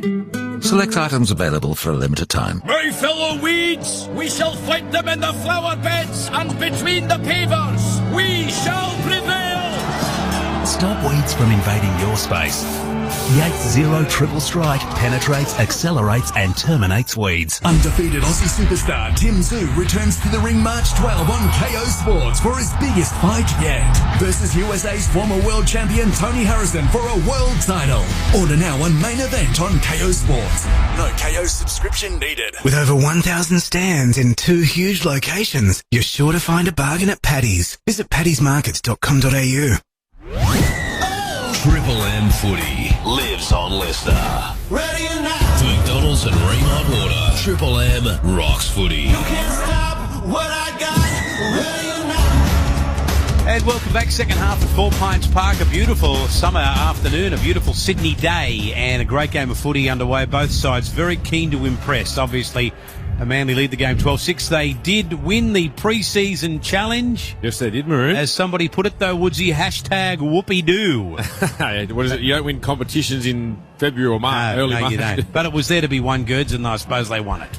Yeah, well, I mean, for some teams, you know, trials are more important than others, and they're a side that had a really disappointing end to last year. I think they lost their last 6 consecutive games. We know about the drama that they went through and the role that they were on before it happened. So with some new coaches and some new personnel in key positions and a couple of guys that had left the club, it was important that, you know, they got some confidence in the early part of the season. So, you know, they did that, and they played really well, and it was a style of football that they were playing that I think everyone enjoyed in the pre-season, and they were connected and they were enthusiastic, and so, and then we've seen glimpses of that here. I wouldn't say that they've been like that for the whole 40 minutes, but they've had some nice moments. But I just think that they kind of, if they're going to go on with this afternoon, sometimes when you get a side that comes out and they sort of control the game really early, come away with some points and feel really dominant, they can relax a little bit and they just feel like they're in the groove and it's going to happen for them. And I think maybe Manly were a little bit guilty of that, and that just allowed the Bulldogs just to work their way and grind their way back into the game. And Manly need to just sort of, if they've got another gear in them, they need to hit it early. And with the amount of possession that they've had and the fatigue that should be in the Bulldogs side, given the amount of errors that they've made, Manly should just be able to click into gear and go on with this one. But that's going to be up to them. All right, well, we're just about to have the players back on the field for the second half. Is everything all right there with Turbo? Yeah, he's okay. He's just doing I think he's just brought back some very interesting, routines from the US I haven't seen that one over here, but I'm sure he picked that one up. Maybe it's in that. Haven't they got a doco on Fly Like an Eagle? Is that the name of it with Tommy Stocker? I think it is. I've seen Latrell Mitchell do it in the dressing sheds as well. How would you describe that? What would you describe that? I don't want to go into it. Well, how would you describe it, Maroon? It's like the Flying Eagle. Yeah. So, some sort of a praying mantis thing or something, Ryan? Karate Kid. Karate Kid. Yeah. That's it. Yeah. I used to see Mark Geyer do something like that at Reactor 1 back in the 90s. What time was that? At about 4:30 a.m. on his way out, usually, surrounded by a couple of security guards. Lucky there was no mobile phones back in the day, Goods? Yeah. Be in the media like us. Manly 12, Dogs 6. Down to the sideline, Michael Chamis. Yeah, a little bit of news from the sheds at halftime. Jacob Carraz went off just before the break for that HIA. He's passed. He's come out with the team for the second half. It's interesting to keep an eye on what happens. He was called off by the independent doctor. The Bulldogs don't know what happened. And we saw that incident yesterday with Kalen Ponga as well, coming off the field with a rather innocuous hit against the Warriors. So if that's the tone that the NRL is going to set with the independent doctor, there'll be some pretty disgruntled clubs with players coming off the field for innocuous head knocks. At _NRL, Michael, the Serpent says, is it Chamis or Shamus? You know what? I don't even know, to be honest with you. I don't even know. Hey, more importantly, I reckon it's an SH, to be honest, but I'll go with Chamis. How many donuts deep are you into that six-pack? Hey, I actually had Krispy Kreme on the way home from Penrith last night. Oh, did you? Yeah, beautiful. Oh, mate, you've got to try the cinnamon donuts in the donut van and along Black, brother. You've got to get up there and do it. Reedy, I'm a Westie, I don't belong there. Reedy actually texted me and said, don't let him touch my 4 pines.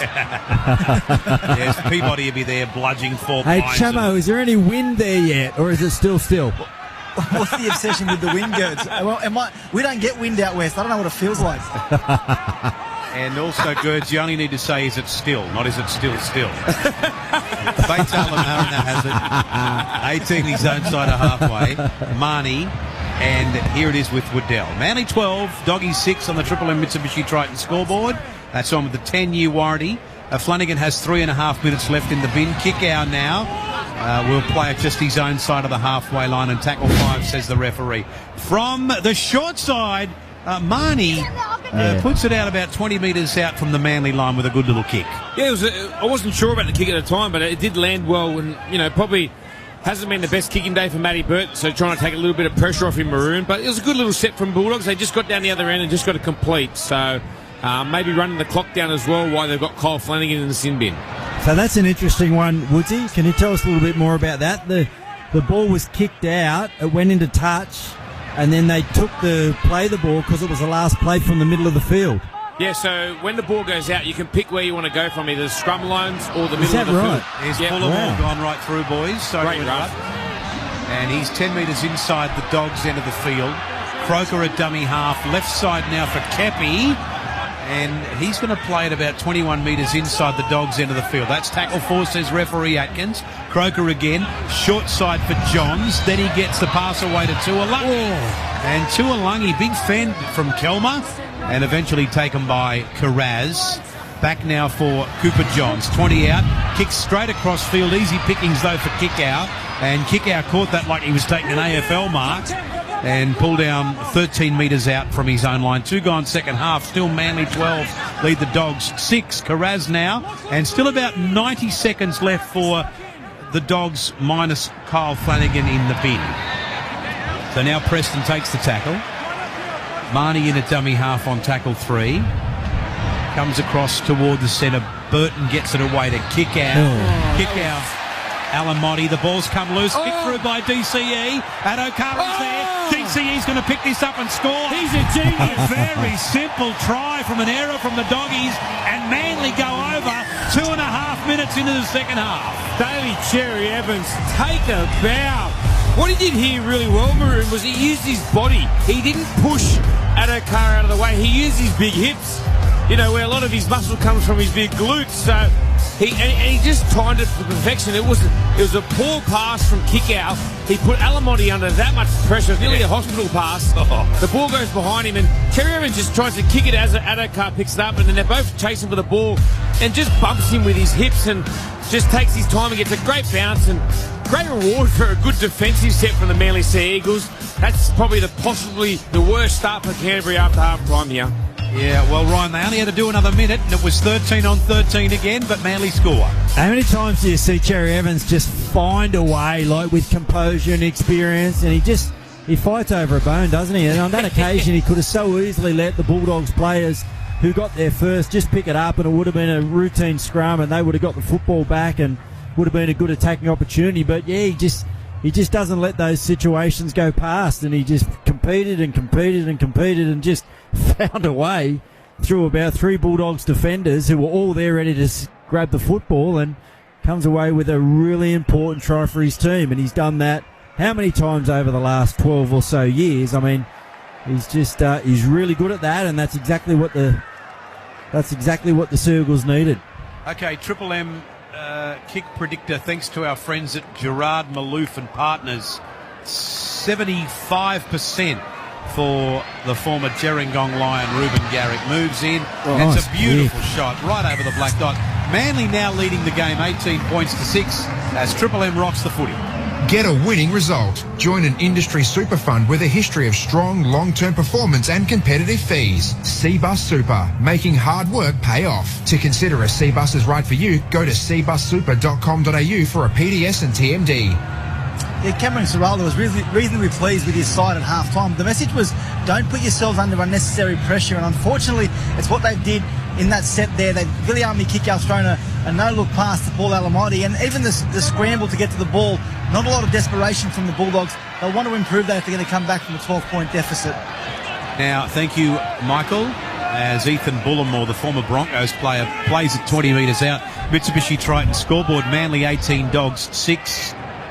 Here's Kepi, taken by Kickout, taken 2 there by Waddell, and chopped down 20 short of the halfway line. In a dummy half is Lachlan Croker. Well, Kickout's, he's made some silly boo-boos early in this second half, and the half's only 4.5 minutes old, but Manly get another penalty here, Woodsy. Yeah, this is a side that you can't let back in the game, and look, there's a good contact from Kickout, but I think what the ref said is he didn't clear the ruck, and he was all over the top of him as he was getting up to play the ball, and Kepi drops it. So Manly back on the attack here in really good field position. You don't want them to go bang on you, because they're a side that can put on you real quick. Parker, Turbo, or Tom Trebojevic on the Jake Trebojevic. We've still got Ben on the sideline. Played back to Croker. Then John's got it away to Kepi, and Kepi's taken by King, and so to Kickout. But they are right on the attack here, Manly on tackle 2. Croker again for Johns. DCE, Turbo, quick hands, Parker. Parker gets up and goes again. Referee says no, play it. Kyle Flanagan too, by the way, is back on field. We're 13 on 13. We've got DCE, Croker. Croker gets it away to Bullimore. Bullimore takes the tackle. 30 metres out from the Dogs line. And at the play the ball, we see Turbo get it. Right side to Kepi. Almost through Kepi and taken by Burton. 15 out, last tackle, says the referee. Croker a dummy half again. Left we go to DCE. Kicks out towards Karaz. Karaz takes it beautifully. Here he goes, the Lebanese international. And takes the tackle, 20 metres out. And the Dogs are not done yet. There's only 12 points of difference. Flanagan gets in a dummy half, gets it away to Alamotti. You've had big raps on him for a while, Woodsy. Yeah, he's a good young kid. I've seen him come through the systems. I think he's an Australian schoolboy in rugby union, and just a big, powerful boy. He's only 19, Maroon, and he's playing first grade. You know, that's a hard feast to be doing. So, really one to keep an eye on out there. And Faitala Mariner drops it. It's picked up by Jake Trebojevic. Trebojevic and Kepi. That's a great hit. Bula Kawatau. It's a Maccas I'm loving at the moment. It's 0 tackle Manly 10 metres out. And Cooper Johns at dummy half. Gets the ball away then onto Kohler. And Marnie's got him. He's dropped the ball now. This will be a penalty Manly. 2-on-1 strip, I think you'll find. Yeah, just losing their way at the moment, the Bulldogs. A little bit of frustration. They feel, I get the sense that they're feeling like this one's just slipping away, and there's some, they're not going to get back into the contest through ill discipline. They're going to take a shot here, Manly, to extend their lead to 14. He's hitting them nicely today, Garrick, but spoke about at half-time, Manly come out and lift the tempo a little bit. Are the Bulldogs going to have the energy to go with them? And on the back of a couple of mistakes early on in this second half and a nice early try to DCE, it just feels like, the Bulldogs grip of holding on in this contest is starting to just lose its grasp a little, Woodsy. Yeah, they're just not complete now their own end, Gerds, and they're just letting Manly off the hook with a penalty down the other end. It just gives them so much field position. And like we said before, you've got the likes of Troyevich, Cherry Evans, Cooper Johns. They're just controlling this game too easy for them at the moment. And it's probably a blessing in disguise. They're going for the 2 points here. You can sort of slow down the momentum for Canterbury to reassess where they're at and hopefully have a big D set here. Here's a Triple M Choice Hotel stat. Manly lead the penalty 7-2. Ruben Garrick, he has these ones for breakfast. 8 gone in the second half of this game. And here's Ruben from virtually right in front. Hits it sweet. Oh, he's missed it. You put the Moz on him. Oh, I've put the Maloik right on him. Straight over the dead ball line. So we'll start the game with a dropout. Let's go down to the bench, Michael Shamus. Yeah, I don't know why he let that ball go there, boys. He had the opportunity to take that catch and get back out onto the field of play. Now they've had to do a 20-metre restart, drop out back to Manly. So a bad play there from the Bulldogs. It could be just another example, Woodsy, of NRL players not knowing the rules. Not knowing the rules. That's one thing that we always try to teach our players, because you can pick up little things where you can get little head starts. So missed opportunity there by Hayes Perham. Played back to Croker and given to Bullimore. Triple M _ NRL. Michelle in Mount Cola says, what are you all having for dinner? Thank you for asking, Michelle. Here's Turbo. And it goes out to DCE. Oh, he stands up in the tackle. Gets it away to Croker. Right side he comes. Gets away from Alamotti. But now they number up and pull him down. Manly 18-6, 9 gone second half. At the play the ball, it's DCE. Right side, Ulukawatau. And Addo Carr pulls him down. 21 metres out. Can they wrap this one up here, Manly? What a start to the season it will be for Seabold if they do. Kohler. Cherry Evans, then Croker gets it away to Turbo. Turbo straightens things up. He's pulled down, though, by Preston. And this is the last tackle, Manly. Here we go with DCE. 21 metres out. Kicks out toward the wing of Addo Carr. Tuapolotu got there first, but I'm sure he knocked it forward. Now, Kohler's going to claim a try here. We'll have a look at it on a Harvey Norman replay, but I'm sure Tuapolotu Gerds knocked that forward. Yeah, that's what it looked like from this angle, Maroon. Obviously, we'll get a better look at it. They're not that excited, are they, the Manly players? It was a nice set, work down to the middle of the field. Cherry Evans just wraps around to the right. Everyone's on side. Tuapolotu, he goes up over the top there of... is it Avarillo? And then, not sure. Not sure whether he touches that. Looks like he's had an air or swing. not. Gerds. Let's have a closer look. Here it comes. He's gone up for it. He's had an air swing. Yeah. It's off his leg. This I is going to think be a it's off try, his- boys. It's the right arm of Christian Tuapolotu. I think it's off the arm onto the leg. Yeah, knock on. Yeah, I think it grazes the arm, goes onto the leg, and then that's why you see a couple of the Bulldogs players sort of stop. And I think they got that one right. And gee, didn't Canterbury need that? Woodsy, if you didn't see a knock on there, mate, please call into a servo on the way home and buy yourself some glasses. Can I wear your ones, please? No, I can't see without them. Manly 18, Dogs 6. No try, by the way. 10 gone second half. Back to what you said, Moon. I've got pork schnitzel for dinner tonight with coleslaw. Beautiful. Where'd you get that up at the butcher's? Nah, my beautiful wife, Sarah, did. Yeah, she got it. Yeah. I'm not much of a cook at home, mate. Pork schnitzel. Oh, giddy up. With dessert? Yeah. Cocoa Pops. Oh, yeah. Why don't you have chocolate crackles? Here's Waddell. Well, then hopefully the kids go to bed, kiss and a cuddle on the lounge. Now, I wish. Marnie, Fatala Mariner. No, I was talking about me and you. Oh, sorry.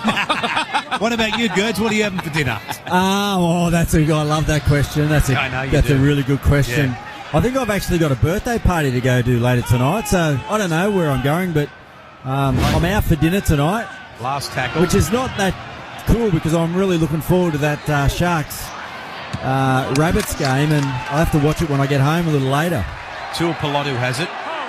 Manly 18, Dogs 6. You normally have something lame, Gerds, like quiche or something. I never eat quiche. Something with I can't brown stand rice. quiche. Something with brown rice. I eat a lot of like curries and luxes and that sort of stuff. Yeah, you call them lame? You don't like those? Faux. You know that faux stuff? I love that. No, I don't. I don't have faux. Have you boys ever had tofu before? My missus had it. It's one of the most boring foods I've ever seen. Well, then that's what he has. That's what Gerds has. Sorry, Gerds. Tofu steaks.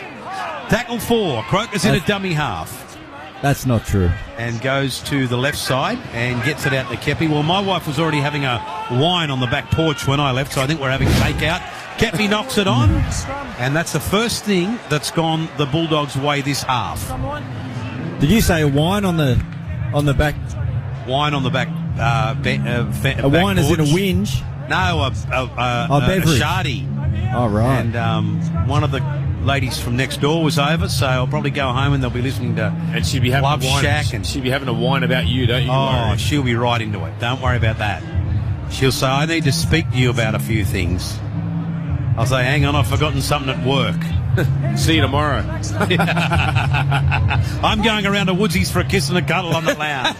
Here's Burton, got it away to kick out, and he's taken by Ulakawatau. This is the Dogs. They're not going to give up. There's plenty of time left. Marnie has it, got it away to Waddell. Waddell's only 31 metres out from the Manly line on tackle 2. Croker now, I beg your pardon, Marnie, got it away to Preston, the new kid on the block. He's about 20 metres out and right in front of the sticks. Marnie again, then Flanagan, got it away to Kickout. Kickout tries to get through that little gap, but Tuolangi, who's had a good game. Oh, this is actually Ulakawatau to pull him down. 10 metres out, 5 in from touch on tackle 4. Alamotti, long pass back toward the centre, Burton, and then it went to Sutton. And Sutton's right in front of the sticks and 11 metres out. They need a good kick here, boys. Now Marnie is there. Goes to the left, puts the kick in himself. Chase is good. Knocked back by Ulakawatau, the big fella. He's going to play it 1 metre out. Triple M Mitsubishi Triton scoreboard. Manly 18, Canterbury 6. Yeah, that was very brave from Ulakawatu there, Maroon. Just put his body on the line. There was attackers coming straight through, and Burton and Raven for Tula Mariner. So big play there, but exciting from the Bulldogs. Had a bit of field position. Young Preston straightened them up, and then Reed given them to play the ball for Reed Marnie. But Manly really strong working the ball off their own try line here. Garrick plays it back to Johns. It goes out to Parker. Parker, a good strong run up toward the halfway line. Again, Cooper Johns gets into dummy half. This time, the pass goes away to Tuolangi. Kelma Tuolangi's going to play it. He's onside a halfway on the last tackle. Croker at dummy half. They look good, Manly. Back for DCE to put a kick, and this one launches downfield. Getting underneath it is Perham, who we haven't seen a lot of for the last hour. And he takes the tackle. But not bad field position to start the set. Good start. Particularly now after they get a penalty, Woodsy. Yeah, we just spoke about Perham. We haven't seen too much of him, but he brought the ball back with plenty of vigour there, and he almost squeezed through the two defenders of the Sea Eagles there. And what he did, he found his front and got a real quick play ball, but they tried to drag him back down, which forced a penalty come out of their own end. So a little bit of momentum change here. You know, the Bulldogs forced a good error from the defensive set they had, and now they've got a bit of time down the other end of the field. Can they build some more pressure to the ball? Oh, big Franklin Pele. Yeah, Frank Pele's out there, 20 metres out. We'll get up and play it back to Marnie in at dummy half. Here they go now. Flanagan gets it away to Burton. Left side it comes. And Preston has it. Can't get the arms free. Pull down 12 metres out. And so they try again, the Doggies. In at dummy half is Marnie. And Marnie gets it. Oh, an awkward pass back toward the centre. New Brown got it away to Flanagan. Flanagan can't get away from Bullimore and co. Oh, but he gets a pass back to Marnie. Marnie gets it away to Manu Brown. He goes for the line. Oh, he's only millimetres out. Right in front of the post. They need this one, Dogs, to stay in the contest. Marnie, Burton, little pass to Jake Preston. He's dropped it. Ulakawatau has it. He gets a pass away to Turbo. He's out in the clear, and Adokar brings him down. 20 metres, he's onside a halfway. Oh, it's a Maccas I'm loving at the moment for Manly. And then at the play the ball, DCE got it away to Kohler. Up toward halfway. They don't look like they're going to be beaten today, Gerds. No, they look good, don't they? Ulakawatu, what a second half he's had. And yeah, we haven't even seen Kohler and the like get involved. So as we see this sort of Bulldogs side fatigue a little more, some of those outside backs might come in and make a real impact. It was interesting to see there Tommy Turbo was in a bit of open space, and he saw the Fox and went, you know what, I think I'll leave that race for another day. And played back to Croker. This is Kepi and then Ulakawatau. Still no Ben Trebojevic. The chesty bondsman's not out there yet. Croker, Turbo, and gets caught by big Franklin Pele. Played back to Croker again, then DCE from 25 out on the last. He kicks it. Under it goes Josh Adokar and takes it beautifully. Not his best game, though, Josh. He'll play at 8 metres out from his own line with Burton moving into dummy half and getting the pass away to Alamotti. And Alamotti is going to take the tackle. What about this next game, Woodsy? Who do you like, Raiders or Cowboys? I do like the Cowboys. They've got a lot of expectation on them this year, Maroon, after the great season they had last year. So really like to see the intensity and intent they come out of. Pele, Frank the Fridge Pele, an awful play the ball. And he gets up shaking his head. Just a simple error. Yeah, just trying to play. He got a really good carry there. He found his front. He broke through the tackle almost and just tried to get play it too quick. And unlucky for Big Frankie. He's been good since he's come on the field today. Manly 18, Dog 6. What about you, Gerds? Raiders or Cowboys? Yeah, I like the Cowboys up there in the opener. Be a big crowd, and like the way that the Cowboys have gone about their business with their off season, not just on the field, but signing the coach up for a couple more years, getting some key players locked away. Feels like there's a real good vibe up there at the moment, and I think they'll be a little bit too hard to beat for the Raiders, who have a few key injuries and might take them a few weeks to get going. Cherry Evans, and then for Croker to get it away to Kepi. 12 metres out, right in front of the post, 17 and a half gone second half. Manly by 12. Croker again. Jake Trebojevic. Beautiful tackle there, though, by Ryan Sutton. 9 metres out. Croker looks left, goes right. DCE. Then Ulakawatau can't get the pass away, but he's only 3 metres out from another try. Cherry Evans from dummy half goes on his own. And it's the last tackle now. Tackle count restarts. Manly get a penalty. Somebody might get binned for this. Manly get a penalty. Now, what are you thinking here, Gertz? Keep the pressure on or go for the 2? Well, I'd be going for the jugular. They've had they've had the weight of possession in the second half, and this could really open the floodgates if they can find their way across the stripe. Now, this is Croker, is it? No, Kepi, I beg yours. 9 out, centre of the park. Here's Croker now. Right side, DCE. Back inside. Ulakawatau. He charges to the line. Tackle. And they stop him a millimetre short. I don't know how. Cherry Evans in a dummy half. Tackle count restarts. Back to the centre. Croker. And left for Jake. And then Cooper Johns. Got it away to Tuolangi, who put it down. Picked up by Jake Carraz. And the Doggies live to fight for the next 21 minutes. They need to score next. Pass goes away to Flanagan. Flanagan's caught by DCE. But they're not going to go away without a fight, this Doggy side. That penalty count, though, by the way, is now 8-3 to Manly as it comes out to Addo-Carr. Hasn't seen open space all day. Comes back infield. Ducks around 1. Taken by Kepi. We'll play it back now to the fullback Perham, who got the pass away then on to Avarillo. And he's going to play it just his own side of the halfway line. Marnie again. Puts the kick in. Second play. And this is going to find touch, is it? No. It'll be picked off by Garrick. Still in the field of play for Ruben. That's a big play by Reed Marnie. Tackle. Gets the pass away to Turbo. Oh. Brad Parker caught it and fell as he caught it, but takes the tackle 10 metres out. An interesting play, that one, as it comes back into Kepi, who hasn't stopped. And then, of course, boys, following that game of the round, I would think, Rabbitohs, Sharks and the Shire Girds. Yeah, look, Nico Hines factor, is a big one, isn't it? Him pulling out over the last couple of weeks and not being there to open the season for the Sharks is disappointing, and on the back of that, I think good run. Your Rabbits might win.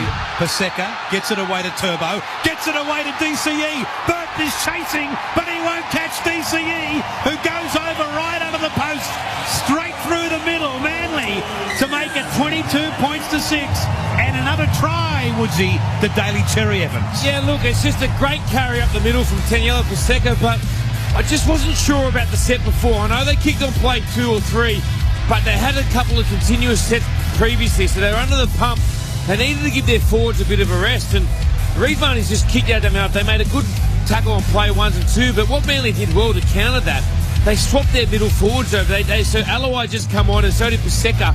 And Alawai did a great charge, got a quick play of the ball, then Paseka's just come off the back fence and straight up their guts, and who else is pushing up in support? Tommy Turbo, and then gets a 2-on-1 with the fullback in Hayes Perham and just finds Daly Cherry Evans backing up on the inside. And I just think they've got to pick their moments a little bit better here, the Bulldogs, because I don't think that was the right time to kick early. Their players needed a bit of a spell. But yeah, Manly, geez, they can counter at any stage of the game in any part of the field. Unbelievable effort. Triple M Mitsubishi Triton scoreboard. Manly now 22-6 Girds. Yeah, I love watching Manly play. I think they're at their best when they're flat and fast, and that's where Cherry Evans and that's where Tommy, when they sort of both sit both sides of the ruck and they're just ready to sort of pull the trigger on and play the ball, that's when they're at their best. And that also means that supporting-wise, if they're nice and flat, if someone goes through, they're always there to back up and convert the opportunity, and that's exactly what they did there. And yeah, lots of work to do for the Bulldogs. I'm not sure that they got their rotations right today with their interchange. I think Kickow was on there maybe just a little bit too long, and obviously they're just trying to work their guys into the season. They know long term what they want out of them, but yeah, I just felt like there's a fair bit of fatigue. I know that they've made a few errors, but there's a lot of guys in the middle now starting to fall off tackles, and maybe they could have been taken off just a little earlier and a little bit more energy. And I'm not sure whether Reid Marnie kicking on that second play with a whole lot of guys in the middle that just needed a little bit of possession just so they could get a breath was the right call. But anyway, Manly just looking the goods, aren't they, in the second half? They've just gone up to that gear we spoke about at half time, and yeah, just really put the Dogs to the sword. Manly 24, Bulldogs 6. Michael Shamus on the sideline. Yeah, guys, you just spoke about Viliami Kickow maybe spending too much time on the field. Well, he's come back on the field from that small break. It's been their best players, Canterbury, who've really let them down today. Matt Burton, Viliami Kickow, and Josh Adokar really haven't had their best afternoons, and it's getting to that point now where the game is getting beyond reach. Here's Paseka. Manly 24-6. Yes, there's in the modern game, the way we are in the modern game, through the week, somebody will probably say Cameron Ciraldo has the full support of the Bulldogs board. You don't want to be hearing that, do you, Maroon? No, you don't. Here's Ulukawatau. He'll get up and play at 20 metres his own side of the halfway line. Back to Croker, who gets it out to DCE. Chops one out. It's Tuapolatu. Back inside to Kohler. Kohler gets it away then to Turbo. Oh, Manly are starting to open them up all over the place now. 35 metres out for the Dogs line. He plays it back to Trbojevic to Tuapolatu. No fullback. Now DCE. Little kick over the top. He chases. Marnie gets there first. And Marnie, he pulls DCE in to tackle him. 2 metres out from the Doggies line. Gets up and plays it back to Burton. Then it goes back to Perham, who's going to play it about 3 metres out. But Manly have done a job on the Doggies today. 24 points to 6. But you can't help but think about that crucial 10 minutes when Flanagan was off the field. In that time, Manly, of course, scored a couple of tries. So it's played a massive part in this game. Yeah, they're just looking all sorts at the moment. All their players, hands on hips around the ruck, and they've just got back on side on play 4, Maroon. They need a real big kick here from Burton to get them out of trouble. Triple M underscore NRL. Gavin from Dubbo says Doggies need to bring in some more Penrith players. Thank you, Gavin. There's a nice kick, although it's going to bounce up for Parker to take it 20 metres. Manly side of halfway. So this is field position. As they start this set, they're only 5 metres their own side of the halfway line. 16 to go in the first half. Played back to Johns. And here he is, Ben Trbojevic. Hey, Woodsy, if you're Anthony Seibold, do you think about taking off Tommy Turbo at 24-6 with 15 to go after the injuries he's carried in the off-season? Actually, I probably would, because you got young K.O. Weeks that's a fullback on the bench, so I'd just be building him into it. There's K.O. Weeks on the... Yeah. Just put the Moz on him. But I would, Gerds, I'd be building him into it. I know it's only round 1. You want to have him fit and firing for the back end of the season. Adokar is taken by young Weeks, and we'll play it on the halfway line. Back to Marnie. New Brown got it away to Flanagan, and then Perham gets the pass away to Avarillo, who hasn't seen a lot of footy this afternoon at 4 Pines Park in Brookie.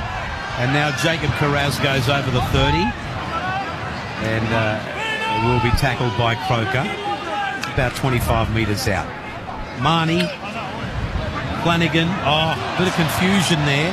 Touched by New Brown. Burton goes back to pick it up. Trbojevic is off the field. We'll come back to you, Michael Shamus, and get some details on that if you have any. Flanagan goes right side Avarillo, and then Jacob Carraz cuts back in field. 15 to go. It's now or never for the Bulldogs as Avarillo gets in a dummy half. Brings it back in toward the middle of the park, but it'll be pulled down about 18 metres out. And as I mentioned earlier, Ben Trebojevic is out there now. Played back to Marnie. Marnie goes to the 10. Puts a kick through. It's missed by Weeks. Is it a try? No, it's grounded by a Manly player down on the sideline.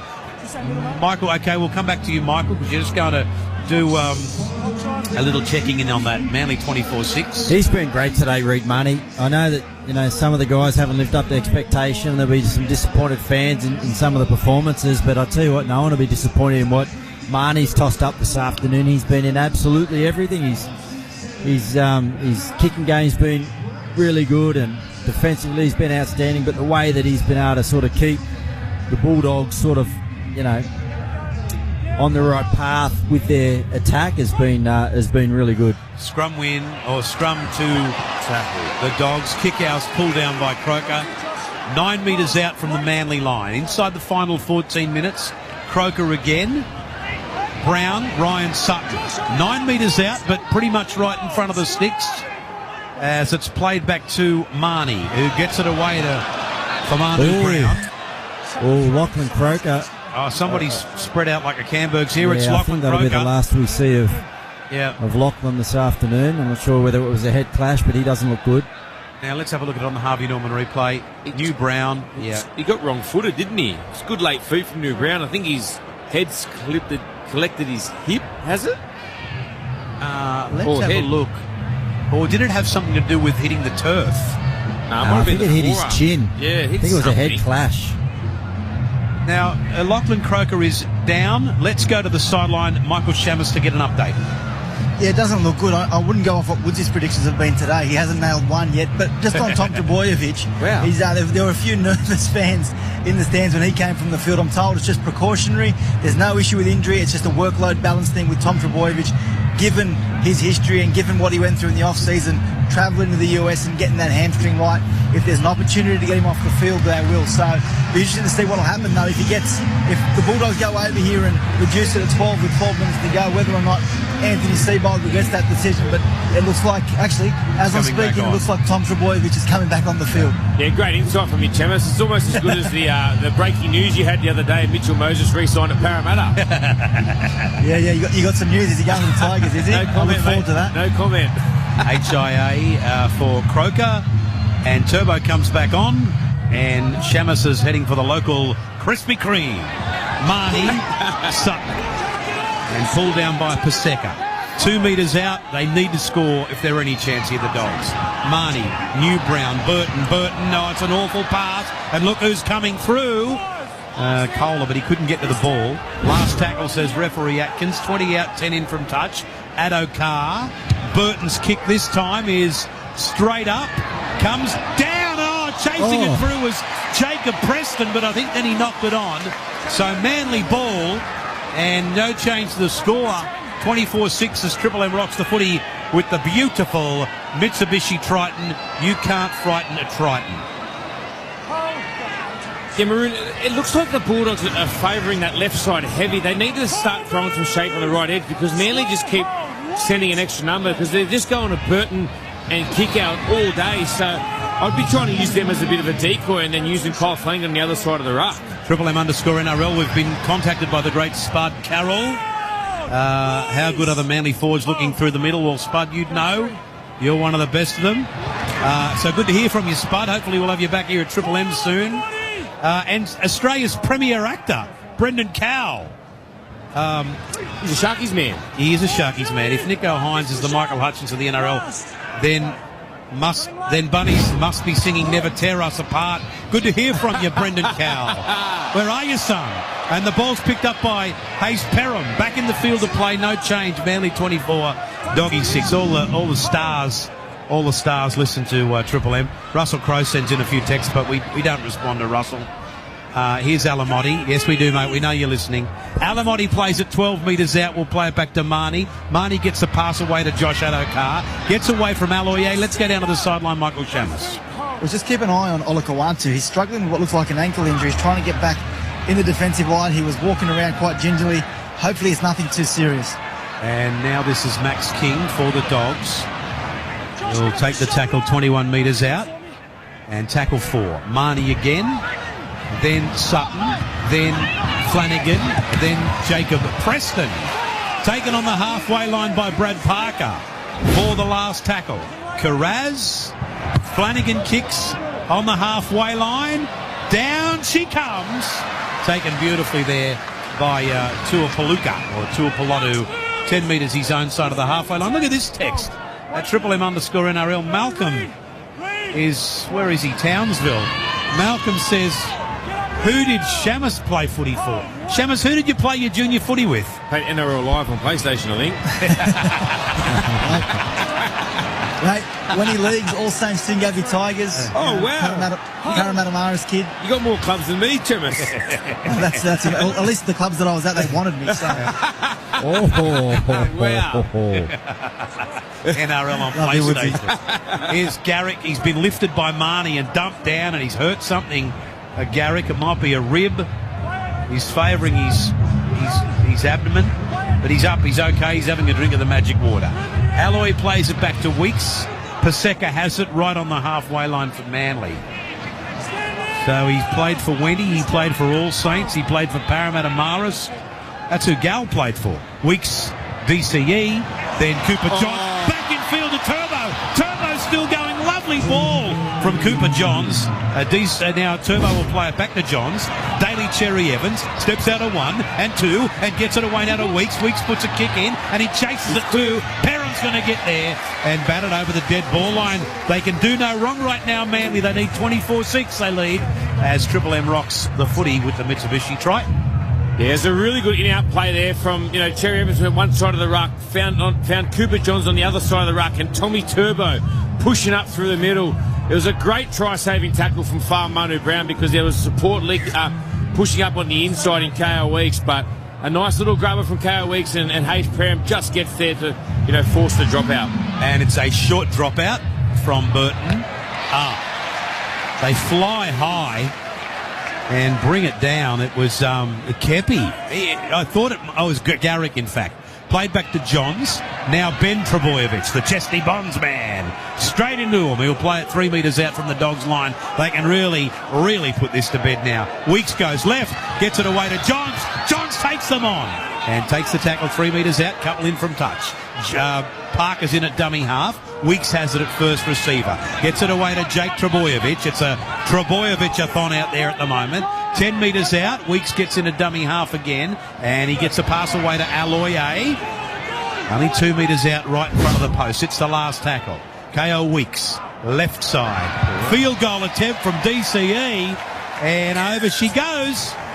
Manly 25, Bulldogs 6 on the M Mitsubishi Triton scoreboard, Gertz. Yeah, he's enjoyed himself today, the skip, hasn't he? That's just smart play, just putting him what is that now, 3 converted tries, so they need over 4 scoring plays now to catch Manly. That's never going to happen, but yeah, it's just good for practice for future games that are going to be tight and well set up, and just steps over to the right-hand side and knocks that one through nicely. I think he's been one of Manly's best this afternoon. Couple of tries, been involved in everything, but just the way that he's led the group, the kick chase, all the little things about his game have been really professional, and that's what's got him home in this one because, in that back end of that first half, the Bulldogs were up and about, and Manly definitely needed the lift in this second period, and they've done that.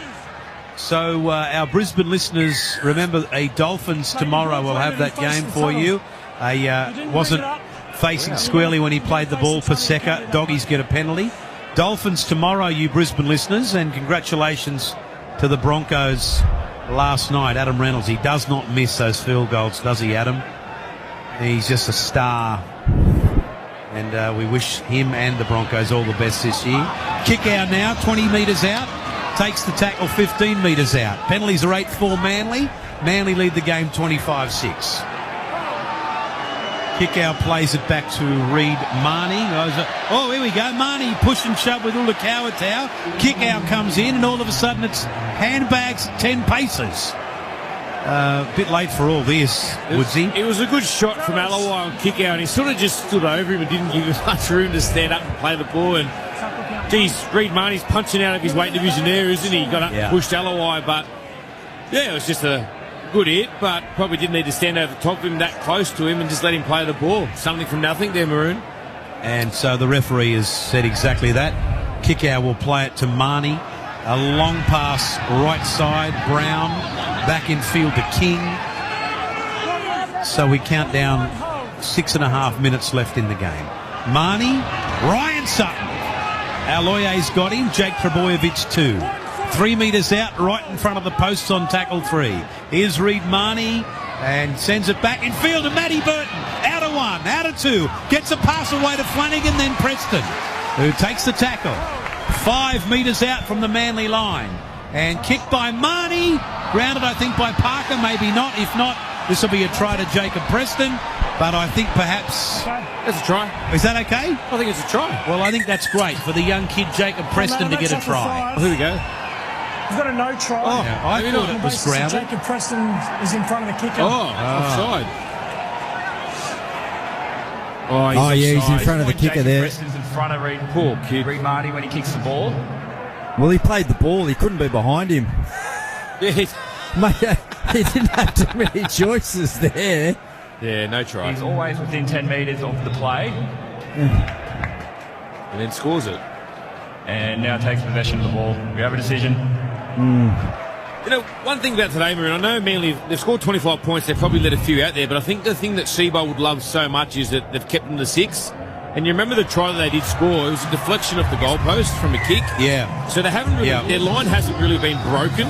And that's something that as a coach and as a player, you love that because you know teams can't get through you. So the only way they've been scored against is a kick, and, you know, it was a really lucky bounce for Reid Marnie. So plenty of positives to take out of this game for Manly. Expert comments for Seabus. Super Seabus making hard work pay off.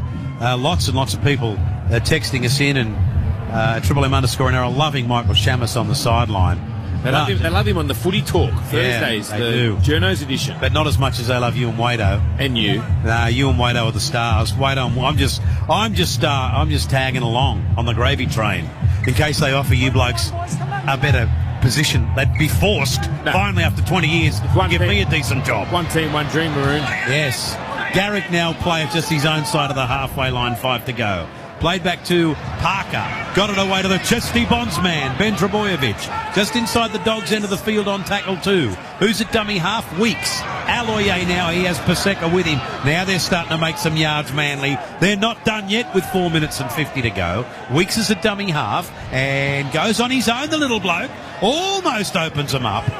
Pulled down about 20 metres out, but it's only tackle 4. And Cherry Evans in a dummy half. Gets it away to Paseka. Paseka's taken 11 metres out. Last tackle, says referee Atkins. Then DCE. They make a mess of the play the ball. And so the Dogs out of trouble here. They'll get the ball back. 4.5 to go. Ryan Girdler. Yeah, Cherry Evans is, with 4 minutes to go, thinking about challenging this, but he's had to think about it and he's decided to go against it. Yeah, just a couple of the bigger Manly forwards, just in the urgency to get up and generate some momentum, which has been, worked really well for him in this second half, but just got to make sure they get it right. It was, not sure who it was before, but he played the football towards the tunnel, and then that time Paseka just sort of trying to get up amongst the tired defence of the Bulldogs, getting caught up, and they need to make sure that, the onus is on the attacker this year to make sure that there's, clean contact with the football as they play the ball, and they're not just putting the ball on the ground and leveraging their way up off it. Woodsy, that's going to be difficult for you, brother. Very difficult, mate. I love to use it as low as possible, Gerds. Got to take an extra time now. Carraz takes the tackle. 3.5 minutes left. Marnie is a dummy half. Addo-Carr has not in any way been prominent in this game. We'll play it back to Marnie, and it goes across to Flanagan, who gets it away to Jacob Preston, who's had a good game on debut. Marnie shoots out a dummy half for Manu Brown. Burton now taken by Daly Cherry Evans, right on that halfway line with the referee saying that's tackle 5. Back to Flanagan, who kicks from the halfway, a kick that's taken beautifully on the full by the Turbo Man, and he brings it back where Alamotti and Reid Marnie, who's been in everything today, pulling it. I think he's all right, Tommy. He looked like he was a little bit just walking into the line there. It didn't look like he's 100% unless he's just cramping up. Yeah, hang on. You don't want to give the Manly supporters a heart attack. No, just looked like it. Look, he might be cramping. Why don't I go down to you, Michael Shamus, and get an update here? Yeah, look, he called for the trainer, Tom Trbojevic. Hopefully it is just cramps, but he looks like he's having some sort of pickle juice or whatever that is that he's drinking at the moment, so hopefully that's just cramps. Oh, shot. Reed Barney again. Hasn't he tried today, Gerds? He's been one of the best on field in the losing side. Non-stop. Okay, now the ball comes back to Cooper Johns, who kicks from his own side at halfway. And here's Heron. We asked the question, where is Brendan Cowell? He's on a plane streaming our call at £12.99. That's what you call commitment. Anyway, here's Avarillo, kicks back in field, touched by Ruben Garrick, and it goes over the sideline. So nothing has gone right for the doggy side in this second half. Kelly Tonnett says, great to hear you guys back on the radio. She loves you, Woodsy. She loves you too, Gerds. So thank you, Kel. And good luck to your bunnies tonight. Decision of played out by Ruben Garrick. We've got a captain's challenge for Harvey Norman. What about a man of the match, Woodsy? Well, I was going to go for man of the match. The ball is kicked by the Bulldogs. Good kick from Avarillo to keep it in play. I don't think Ruben Garrick is running to make a tackle and doesn't change his normal gait. He makes contact with the ball, not playing at it. Good win for Manly, that challenge. Then it goes into touch off the Bulldogs. The challenge is successful. The man of the match today for me, Maroon, I think Manly have been pretty good as a whole unit. And, those extra opportunities. Just Tom Turbo, he's just been a class above everyone else. He hasn't been at his 100% today, but it's been really good to see him get through almost a full game. He come off for, I think it was 5 minutes. Yeah, So I'd probably have to go with Tommy Turbo. It's just things that happened around him, and, close to him has been Cherry Evans, Cooper Johns, and I really like what Lachlan Croker's brought today to the middle of the ruck for the Manly side. Now, Cherry Evans, Kohler, taken by Kickow. And let's just have a look what they do in this set, because they're not done yet, Manly, with 70 seconds to go. Aloye, still going, Josh, 20 metres out from the doggies line. 25-6 on the Triple M Mitsubishi Triton scoreboard, Manly lead. Turbo, Johns puts a good kick in. Picked off, though, by Hayes Perham. Perham, around one, around two, and they pull him down 20 metres out. Gerds, would you like to nominate a man of the match? Oh, I think I'd have to go with, Cherry Evans. Just think that, especially in the second half, they needed someone with experience just to make sure that, they were in the battle at half time. They just came out and put the foot down, and I think that try after half time where he just navigated his way through, and then the field goal, and he's had a hand in a couple of others. So I'll have to say DC has been my best on ground, and I'd go then with Tommy. And then Ola Kawatau, I think he's been exceptional on that right edge for Manly as well. He'd be up there. Good news, Doggies fans. You've only got the Melbourne Storm next week. There you It's go. been intercepted by Daly Cherry Evans over the 30, over the 20. They're not going to catch DCE, and he scores with 4 seconds left in the game. Daly Cherry Evans, an intercept try. Manly 29. The Dogs 6 as Triple M rocks the footy, Woodsy. Yeah, what Gerds just caught it. He said he's his man of the match for today. Bulldogs attacking from halfway, and Cherry Evans, just a little cheeky halfback, reads the play exceptionally and just gets in between the pass out of nowhere. Matty Burton thought he saw something on. Tried to hit Alamotti, but Cherry Evans just picked it up.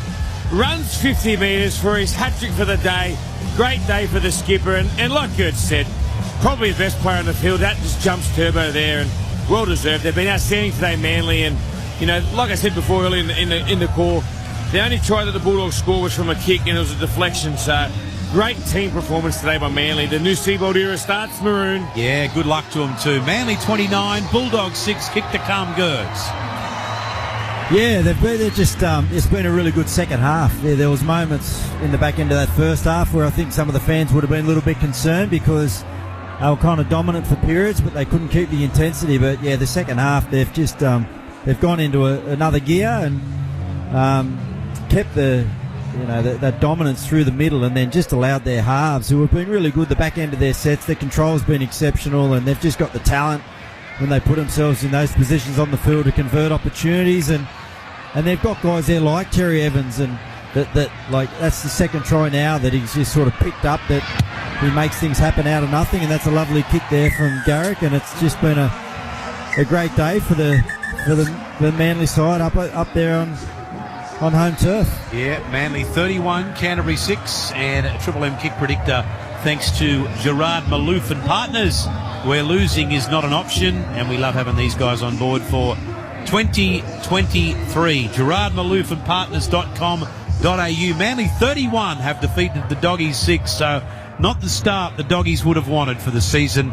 And like I say, Melbourne next week. I think they've got the Tigers coming up after that. So, look, they just have to stick to their game plan. They've all had a run together in an official NRL game. We'll just get our man in position there, Michael Chammas, to interview a couple of these players. And the guys have gone for a DCE as man of the match. But great to see the three Trbojevic boys out there together. A packed crowd at Manly, at Brookie Oval, at Four Pines. And, yeah, they get a result today. And only for really, bar a couple of minutes, Woodsy, the Doggies were never in the hunt.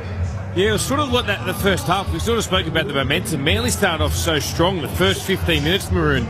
And then it was probably the next 10 minutes that Reid Marnie stamped his authority all over the game, and he was just dictating from the ruck, and then they just gained the momentum back just before half-time, and Cole Fling got 10 in the bin, and straight after half-time, Cherry Evans does that miraculous little grubber through and bumps Addo-Carr off and scores a try, and from there they were just nowhere. It was just a demolition of Manly, and credit to them, they were absolutely outstanding as a team. The whole unit played well. At Triple M _NRL, Gussie Warland is praising the Manly players. And Gussie, is he a Roosters man or a Manly man?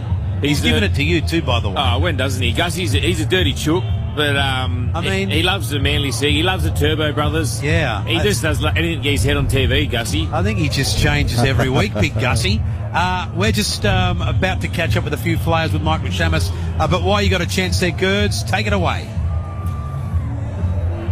Me or Chammas? No, you. You're Gerds. Take it away with what? With anything you'd like to say about the back end of the game. Just give it to Warland, White Ant.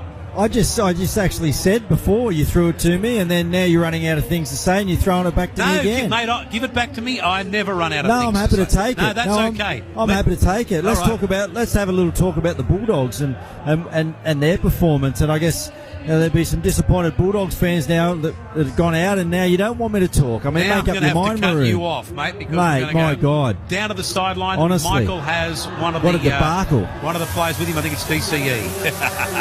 Yeah, boys, I'm here with Jake Trbojevic. Jake, congratulations. It's been a long time between drinks for the club. What does this mean?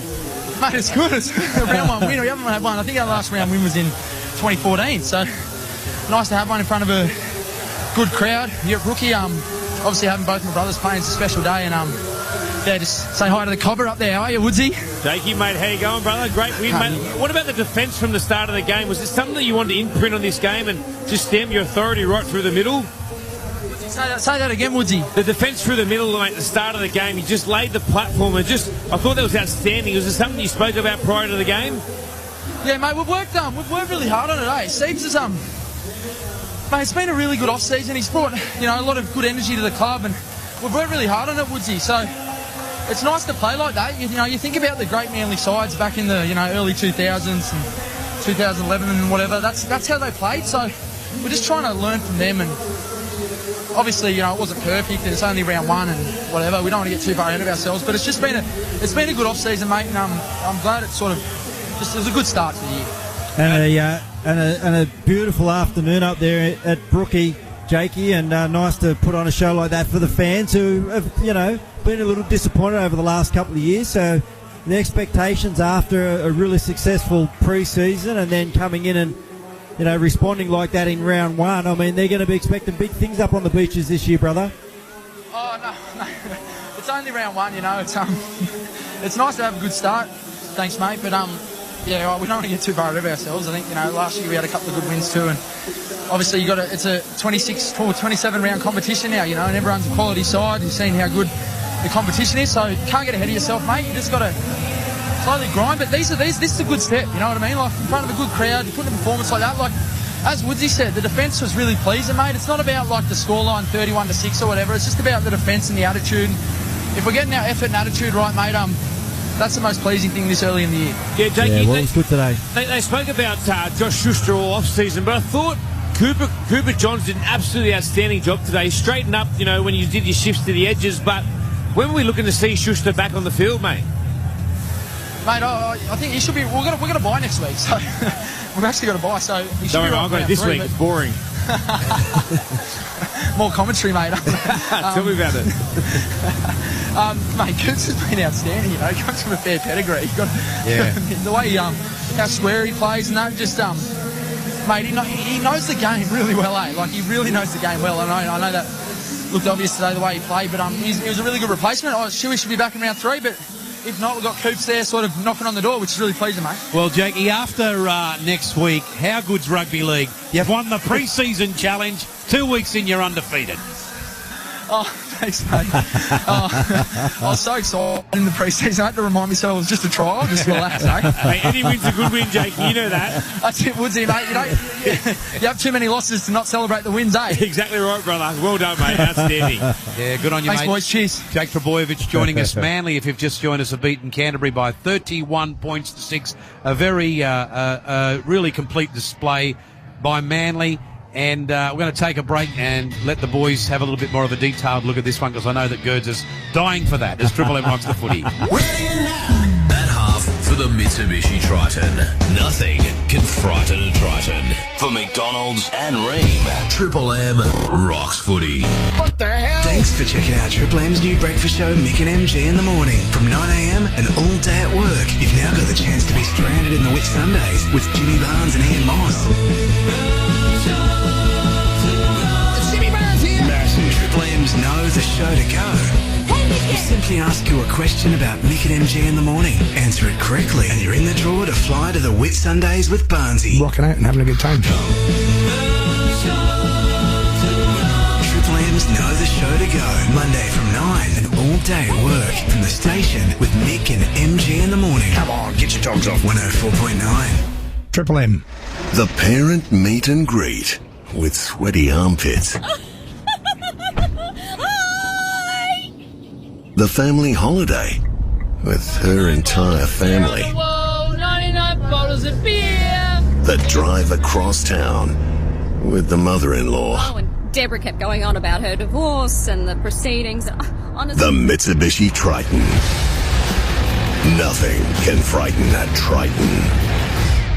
Score a great deal at Dan Murphy's for this footy season. With unbeatable offers on beers, spirits, wines and more, pick up a winner in-store or online at danmurphys.com.au before the game. Kick off the footy season at Dan Murphy's. T's and C's apply. Choose to drink wise. Kick off the new season at Harvey Norman. Catch all the action with LG 65-inch OLED Evo Smart TV for $3,195 and save a massive $900. Bonus local delivery. Feel the crowd roar with Samsung True Dolby Atmos soundbar. Now under $1,400, save $600. Serve up half-time drinks with craft ice from the LG InstaView French door fridge for $4,198. Recover after the match with the Theragun Pro Percussive Massager for $698, save over $200. T's and C's apply. Kick off the new season at Harvey Norman. It's a new year of supercars with a new look, new drivers, new rivalries, and it all starts in Newcastle. See the next generation of supercars, the Ford Performance Mustang versus the Chevrolet Racing Camaro at the Thrifty Newcastle 500, March 10 to 12. Book now at Ticketek. Supercars, unforgettable. Paddy's Market's Haymarket and Flemington are well known for their fresh fruit and vegetables. But did you know Paddy's is home to fresh seafood, poultry, deli goods, including a great selection of international cheeses and meats, plus freshly roasted nuts and more. And Paddy's has all your market favourites, including great value clothing, flowers, toys, sporting goods, even party wigs. You're sure to find a bargain at Paddy's. Paddy's Haymarket open 10 a.m. to 6 p.m. every Wednesday through Sunday. Paddy's Flemington open Friday, Saturday and Sunday. Visit paddysmarkets.com.au. For a limited time, get 20% off lenses and selected brands at OPSM. Shop the latest range and choose from brands like Ray-Ban, Oakley and Prada. Hurry, offer ends this Sunday. Brand exclusions and further T's and C's apply. OPSM, life focused. Live and on demand on the Listener app. Triple M Sydney.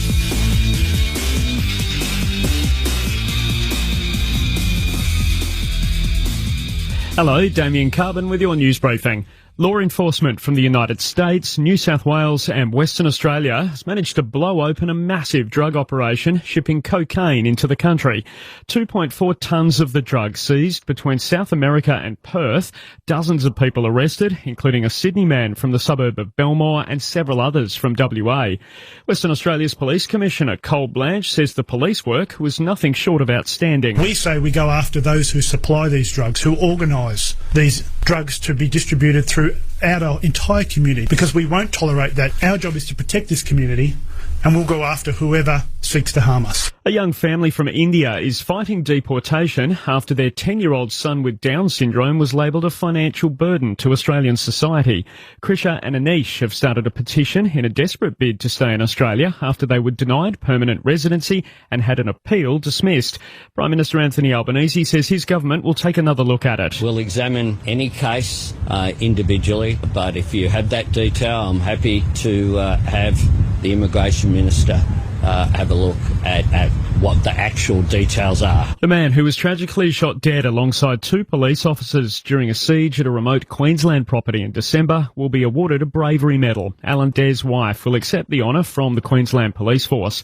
And a state of emergency has been declared in Vanuatu after 2 earthquakes and 2 cyclones hit in as many days. This weekend only, save up to 80% at Coco Republic's warehouse sale. On now, must end tomorrow. Coco Republic's warehouse sale, 292 Parramatta Road, Auburn. Triple M NRL game highlights. Croker gets it a dummy half, then DCE's kick.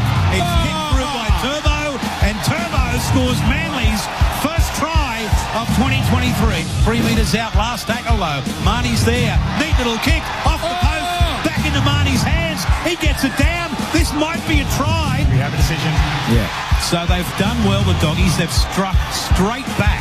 Turbo got it away then on to Tuolangi. Out to Ruben Garrick, who goes over untouched in the corner. And Manly strike back to lead the game. Alamotti, the ball's come loose. Kicked through by DCE. And O'Carroll's there. DCE's going to pick this up and score. He's a genius. A very simple try from an error from the doggies. And Manly go over 2.5 minutes into the second half.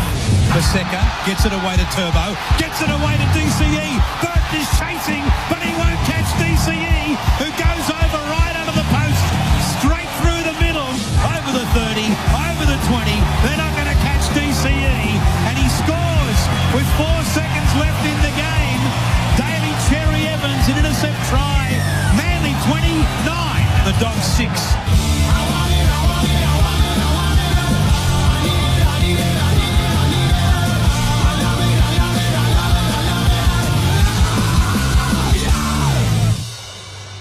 And that is all thanks to Mitre 10, those highlights. Mitre 10 trade for expert advice and a job done right first time. I know that you're keen to get in a Mitre 10 on the weekends, Woodsy, and get some screws and hooks and whatnot. Actually, I'm not, but my father-in-law is. And is that right? That's our little trip. We get a coffee and take him up Mitre 10, and mate, he could spend bloody like 3-4 hours in there. Yeah, you right. don't need to go up there for 2 minutes. Walking around looking at odds and ends. And mate, you know what this one does? And you know this tool does? Nah, mate, don't. You just get whatever you need and let's get out of here. Yeah. You get a good advice there too at Mitre 10. Yeah, they're pretty good. Really good customer service. So you're just using your father-in-law. He's a handyman and you're not. So you're using. Well, put it this way: if I do anything around the house, I normally get someone. I pay for someone to come do it. Oh, I get a chat too. Yeah. And he blows up the Lux. My Lindsay, father-in-law. Yeah. He says no. You come to me first, and then we'll do it. Well, what doesn't Lindsay come around? What's his specialty, Woodsy? Like, what's he good at? Is he hanging a door? Is he, like, putting a nail in a wall? Or is it a little bit more detailed than that? Like, is he putting down floorboards and... Girds, we during the COVID year, we pulled out a wall.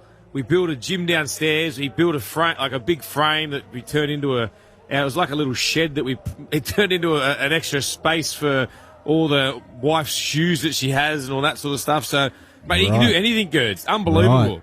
Gerds wants to know if Lindsay can go into Mitre 10. Yep. And what do we need to get in? He wants to get a shed to grow hydroponics. And he's wondering if Lindsay... I don't know if you can build one that's big enough for Gerds' property up. Right, Well, I've already got one. I just need another one. Oh, okay. Things are going that well. They reckon they're doing 2 for 1 at the moment. And I need a really good sort of, a really thick sort of top on it because there's a lot of helicopters flying by, so I just need to make sure that... Oh, I thought you were growing tomatoes in there. Well, that's it for this game, everybody. If that's the case, Maroon, you've been eating a lot of tomato sandwiches, brother, because you don't stop ringing me. Oh, I love them. Manly 31 have defeated the Doggies 6. Those other games tonight, you've both picked the Cowboys to beat Canberra. Yep. And Souths to beat the Sharkies without Nico. Go the Sharks. Tomorrow, Roosters and the Dolphins. Gerds, any chance of a Dolphins win in their first ever game? Oh, it's romantic, but and there'll be a good crowd up at Suncorp Stadium, but I just think, no, the Roosters got a couple of injuries, so it's a good time to get them, but I think they'll be too strong, Maroon. Yeah, would he? I hope the Dolphins win. I'd love to see him because I come in on Mondays in the studio and I'd love to see Gussie Wallen smile upside down. Yes, and believe it or not, boys, you can still get tickets for this one. Tigers and Titans at Leichhardt. You just dislike the Titans. No, I love everyone. I'm a lover. Who do you like, Tigers or? I'm going to have to say Tigers. I think it's a new era. You know, Tim Sheens is back, or it's an era from, how would you say it? Going back to the future. Yeah. So I think, sorry. You go, good. You go. Finished. There you go, mate. I'll go with Tigers. I'm going to go Titans. Okay. Oh. That might just about do us here today. Thank you very much. Dan will call that game for you tomorrow. Dolphins and the Roosters at Suncorp Stadium. Until then, Triple M rocks the footy.